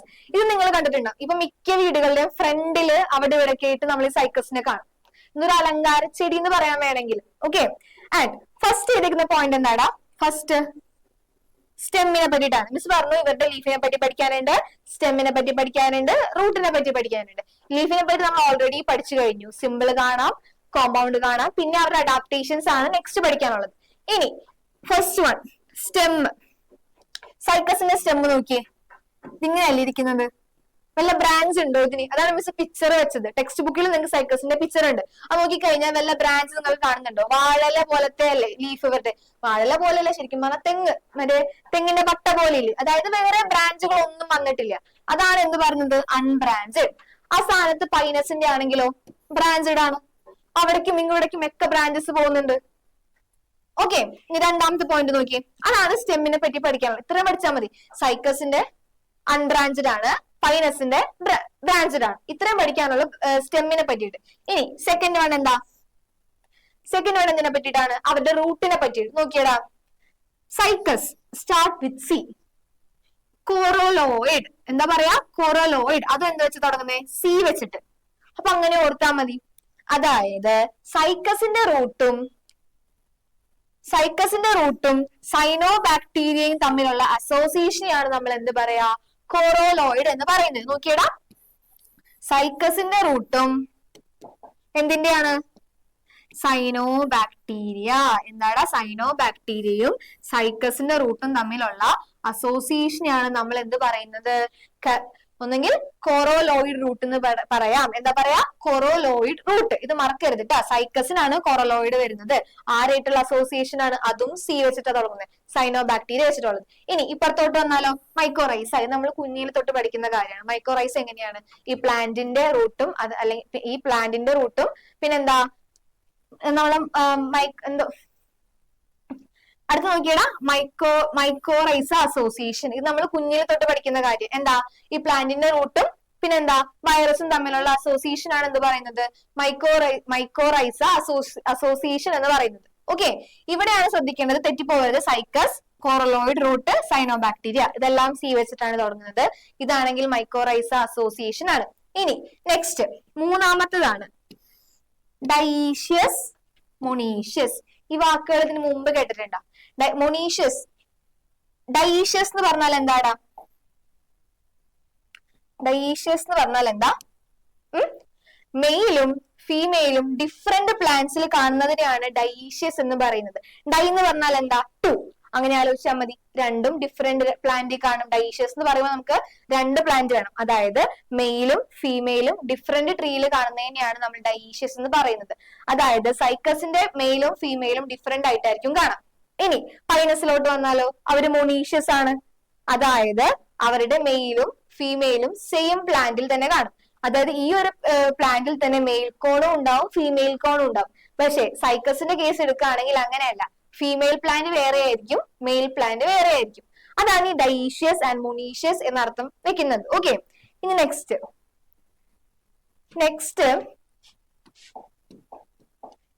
നമ്മള് ബ്രയോഫൈറ്റ്സിന്റെ ലൈഫ് സൈക്കിൾ പഠിച്ചു. അതേപോലെ തന്നെ ടെറിഡോഫൈറ്റ്സിന്റെ ലൈഫ് സൈക്കിളും പഠിച്ചു. ടെറിഡോഫൈറ്റ്സിന്റെ ലൈഫ് സൈക്കിൾ പോലെ തന്നെയാണ് എന്തിന്റെ life cycle? Gymnosperm life cycle. ഇവിടെ നമ്മൾ എടുത്തേക്കുന്ന എക്സാമ്പിൾ എന്താടാ? ഇവിടെ നമ്മൾ എടുത്തേക്കുന്ന എക്സാമ്പിൾ എന്താ? പൈനസ്. പൈനസ് അതെന്തുകൊണ്ടാ പൈനസ് എടുത്തെന്ന് അറിയും? എന്തുകൊണ്ടാണ് സൈക്കസ് എടുക്കാന്? സൈക്കസ് എടുക്കുകയാണെങ്കിൽ ബുദ്ധിമുട്ടാണ്. കാരണം എന്താ? സൈക്കസ് ഡൈഷ്യസ് ആണ്, അതായത് മെയില് വേറെയും ഫീമെയിൽ വേറെയാണ്. പക്ഷെ പൈനസ് എടുക്കുകയാണെങ്കിൽ ആ ഒരൊറ്റ ചെടി തന്നെ മെയിൽ കോണും കാണും ഫീമെയിൽ കോണും കാണും. ഓക്കെ, ഇനി ടെറിഡോഫൈറ്റ്സ് പഠിച്ച പോലെ തന്നെ, അല്ലെങ്കിൽ ജിംനോസ്പേം പഠിച്ച പോലെ തന്നെയാണ് ട്ടോ. ശ്രദ്ധിച്ചേ, മെയിൽ കോണും കാണും ഫീമെയിൽ കോണും കാണും. അവിടെ ഗാമറ്റോഫൈറ്റുകളായിരുന്നു. പക്ഷെ ഇവിടെ ഇവർ അഡ്വാൻസ്ഡ് ആണ് കുറച്ചും കൂടി. ഇവർക്ക് ഗാമറ്റോഫൈറ്റുകളല്ല, ഇവർക്ക് ഒരേ കോണുകളാണ് കാണാം. അതായത് ഇപ്പൊ പൈൻ മരങ്ങളുടെ കേസ് പറയുകയാണെങ്കിൽ മിസ് പറഞ്ഞില്ലേ, ഓരോ കോൺ ഇങ്ങനെ അടിയിൽ വീണ് കിടക്കണ കാണാറില്ലേ, അതിനെയാണ് ഈ കോൺ എന്ന് പറയാം. അത് മെയിലും ഉണ്ടാവും ഫീമെയിലും ഉണ്ടാവും. ഓക്കെ, ഫീമെയിൽ ആണെങ്കിൽ ആ ഒരു സ്ട്രക്ചർ നമ്മൾ പറയാ എന്താ? മെഗാസ്പോറോഫിൽ. എന്താ പറയാ? മെഗാസ്പോറോഫിൽ. ആൻഡ് മെയിൽ ആണെങ്കിൽ എന്തായിരിക്കും? മൈക്രോസ്പോറോഫിൽ. എന്താണ് പറയാ? മൈക്രോസ്പോറോഫിൽ. മിസ് ടെറിഡോഫൈറ്റ്സ് പഠിച്ച സമയത്ത് പറഞ്ഞ ഓർമ്മയുണ്ടോ? ഈ സ്പോർസ് എല്ലാം ഇങ്ങനെ ഒത്തുകൂടിയിട്ട് എങ്ങനെ ഇരിക്കും? ഇങ്ങനെ ഒക്കെ കൂടിയിട്ട് ഒരു കോൺ പോലെ ഒരു സ്ട്രക്ചർ ആവും. അതൊരു കോമ്പാക്ട് സ്ട്രക്ചർ ആവും. അതിനെയാണ് ഈ കോൺ എന്ന് വിളിക്കുന്നത്. ഓക്കെ, ആ കോൺ മെയിൽ കോൺ ആണെങ്കിൽ നമ്മൾ എന്ത് പറയും? മൈക്രോസ്പോറോഫിൽ എന്നും, ഫീമെയിൽ കോൺ ആണെങ്കിൽ എന്ത് പറയും? മെഗാസ്പോറോഫിൽ എന്ന് പറയും. ഓക്കെ, ഇനി ഇവരെന്ത് പ്രൊഡ്യൂസ് ചെയ്യും? ഇവരിങ്ങനെ ആരോ മാർക്കിട്ട് പഠിച്ചാൽ മതി കേട്ടാ. ഇവരെന്ത് പ്രൊഡ്യൂസ് ചെയ്യും? ഇവര് പോളൻ ഗ്രെയിൻ പ്രൊഡ്യൂസ് ചെയ്യും. ആ പോളൻ ഗ്രെയിനെയാണ് നമ്മൾ എന്ത് വിളിക്കുക? Mail gametophyte. കണ്ടോ, ജിംനോസ്പേം എത്തിയപ്പോഴത്തേക്കും പോളൻ ഗ്രെയിൻ ആയി. ഇത്രയും നേരം നമ്മൾ മെയിൽ ഗാമറ്റോഫൈറ്റ് അല്ലെങ്കിൽ ആന്ത്രോസോഴ്സ് എന്നല്ലേ പറഞ്ഞിരുന്നത്. നമ്മുടെ ജിംനോസ്പേം എത്തിയപ്പോഴത്തേക്കും നമ്മൾ അതിനെ എന്ത് വിളിച്ചു തുടങ്ങി? പോളൻ ഗ്രെയിൻ എന്ന് വിളിച്ചു തുടങ്ങി. എന്ത് വിളിച്ചു തുടങ്ങി? പോളൻ ഗ്രെയിൻ എന്ന് വിളിച്ചു തുടങ്ങി. അപ്പൊ ഒരു ക്വസ്റ്റ്യൻ ചോദിക്കും, ജിംനോസ്പേമിലെ മെയിൽ ഗാമറ്റിന്റെ പേരെന്താണ്? എന്തായിരിക്കും? ജിംനോസ്പേം എത്തിയപ്പോഴത്തേക്കും നമ്മൾ മെയിൽ ഗാമറ്റിനെ എന്ത് വിളിച്ചു തുടങ്ങി? പോളൻ ഗ്രെയിൻ എന്ന് വിളിച്ചു തുടങ്ങി. പക്ഷെ ഇവിടെ സെയിം തന്നെയാണ്. മെഗാസ്പോറോഫിൽ നമ്മൾ എന്ത് വിളിക്കും? എഗ് എന്ന് വിളിക്കും. പക്ഷെ ഇവിടെ വേറൊരാള് വന്നു. എന്താണ്? ഓവ്യൂൾ. ഇത്ര നേരം ഞാൻ ഓവ്യൂൾ എന്ന് പറഞ്ഞിരുന്നോ? ഇല്ലല്ലോ. ഇതെന്ന് എന്താ പറഞ്ഞേ? ആർക്കിഗോണിയത്തിന്റെ ഉള്ളിൽ വെച്ച് സൈഗോട്ട് ഡെവലപ്പ് ആവണമെന്ന കഥയാണ് മിസ് ടെറിഡോഫൈറ്റ്സിൽ പറഞ്ഞത്. പക്ഷെ ജിംനോസ്പേമിൽ എത്തിയപ്പോഴത്തേക്കും എന്തൊക്കെ വന്നു? പോളൻ ഗ്രെയിൻ വന്നു, ഓവ്യൂള് വന്നു. മനസ്സിലായില്ലേ? അതാണ് പറഞ്ഞത്. ആൽഗെ ഏറ്റവും പ്രിമിറ്റീവ് ആണ്. ആൽഗേനേക്കാളും കുറച്ചും കൂടി അഡ്വാൻസ്ഡ് ആണ് ബ്രയോഫൈറ്റ്സ്. അതിനേക്കാളും കുറച്ചും കൂടി അഡ്വാൻസ്ഡ് ആണ് ടെറിഡോഫൈറ്റ്സ്.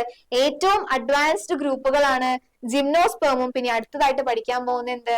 ആൻജിയോസ്പേം. ഓക്കെ, ഇനി ആസ് യൂഷ്വൽ പണ്ടത്തെ കളി തന്നെ മെയിൽ ഗാമേറ്റും ഫീമെയിൽ ഗാമേറ്റും ഫ്യൂസ് ചെയ്ത് എന്തുണ്ടാവും?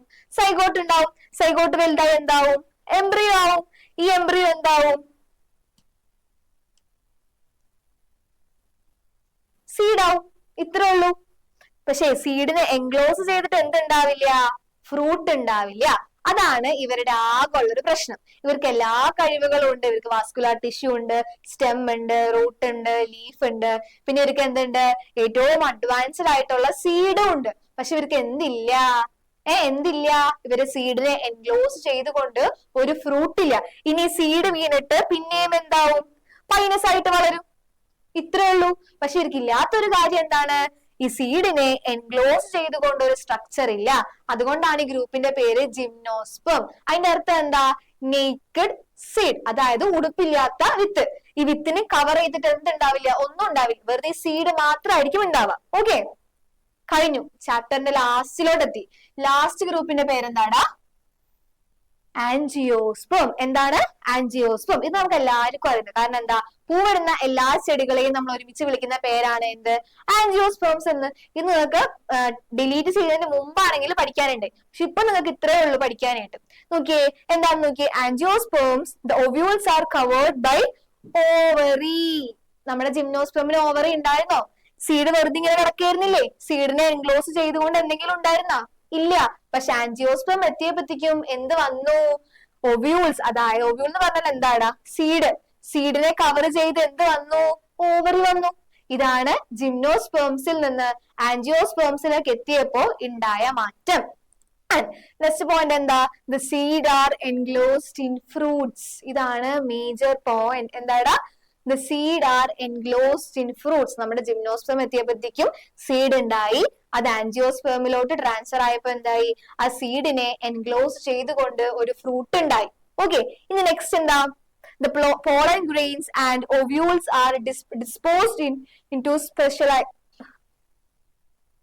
അടുത്ത പോയിന്റ് എന്താണ്? The pollen grains and ovules are developed in specialized structures called flowers.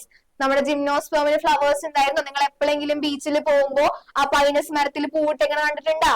ഇണ്ടാ? ഇല്ല. കാരണം എന്താ? പൂവ് ഉണ്ടാവാറായിട്ടില്ല. കാരണം ആൻജിയോസ്പേമിൽ എത്തിയപ്പോഴാണ് പൂവ് ഉണ്ടാവുന്ന സ്ട്രക്ചർ ഒക്കെ വന്നത്. ഫ്രൂട്ട് ഒക്കെ ഉണ്ടായി തുടങ്ങിയത് അപ്പോഴല്ലേ? അതാണ് ഈ സെന്റൻസ് മീൻ ചെയ്യുന്നത്. നോക്കിയേ, the pollen grain and ovules are developed in special structures developed into special structures called flowers. അതുകൊണ്ടാണ് പൂവുണ്ടാവുന്ന എല്ലാ ചെടികളെയും നമ്മൾ എന്ത് വിളിക്കുന്നത്? ആൻജിയോസ്പേംസ് എന്ന് വിളിക്കുന്നത്. മനസ്സിലായോ? ഇത്രയേ ഉള്ളൂ നമുക്ക് പഠിക്കാനായിട്ട്. ഇത്രയേ ഉള്ളൂ ചാപ്റ്ററിൽ പഠിക്കാനായിട്ട്. ആൻജിയോസ്പേംസ് നിങ്ങൾക്ക് ഡിലീറ്റഡ് ആണ്. ആകെ ഇത്രയും ടോപ്പിക്സേ പഠിക്കാനുള്ളൂ. ഈ ചാപ്റ്ററിൽ ഫസ്റ്റ് ക്ലാസിഫിക്കേഷൻ നോക്കണം. അവിടുന്ന് 1 മാർക്കിനോ 2 മാർക്കിനോ ക്വസ്റ്റ്യൻ വരും. രണ്ടാമത് ടാക്സോണമി, അവിടെ നിന്ന് നിങ്ങൾക്ക് 2 മാർക്കിന് ക്വസ്റ്റ്യൻസ് കാണാം. പിന്നെ ഈ പ്ലാൻ ഗ്രൂപ്പ്സ്, ഇത് ഓൾറെഡി തന്നെ പഠിക്കാം. പിന്നെ എന്താ, ലൈഫ് സൈക്കിൾ എന്താ കൺഫ്യൂഷൻസ് ഒന്നും വരേണ്ട ആവശ്യമില്ല. ടെറിഡോഫൈറ്റ്സിൽ എവല്യൂഷൻ എന്ന് പറയുന്ന പോയിന്റ് നോക്കുക. അതേപോലെ തന്നെ എന്താ, ജിംനോസ്പേമിലെ ലീഫുകളുടെ ഡിഫറൻസ്, സ്റ്റെമ്മിന്റെ ഡിഫറൻസ്, അതേപോലെ തന്നെ റൂട്ട് ആയിട്ടുള്ള അസോസിയേഷൻസ്, അതും കൂടിയും ശ്രദ്ധിച്ചു കഴിഞ്ഞാൽ ഈ പാഠത്തിലെ മൊത്തം ടോപ്പിക്സ് നമ്മൾ കവർ ചെയ്തു. ഓക്കെ, ഇത്രേ ഉള്ളൂ അപ്പൊ ഈ ചാപ്റ്റർ എന്ന് പറയുന്നത്. അപ്പൊ മിസ്സിന്റെ വീഡിയോ നിങ്ങൾക്ക് മനസ്സിലായി എന്ന് വിചാരിക്കുന്നു, യൂസ്ഫുൾ ആയിരിക്കുമെന്ന് വിശ്വസിക്കുന്നു. അപ്പൊ വീഡിയോ ഇഷ്ടപ്പെട്ടാൽ എല്ലാവരും ലൈക്ക് ചെയ്യുക, ഷെയർ ചെയ്യുക, സബ്സ്ക്രൈബ് ചെയ്യുക. താങ്ക്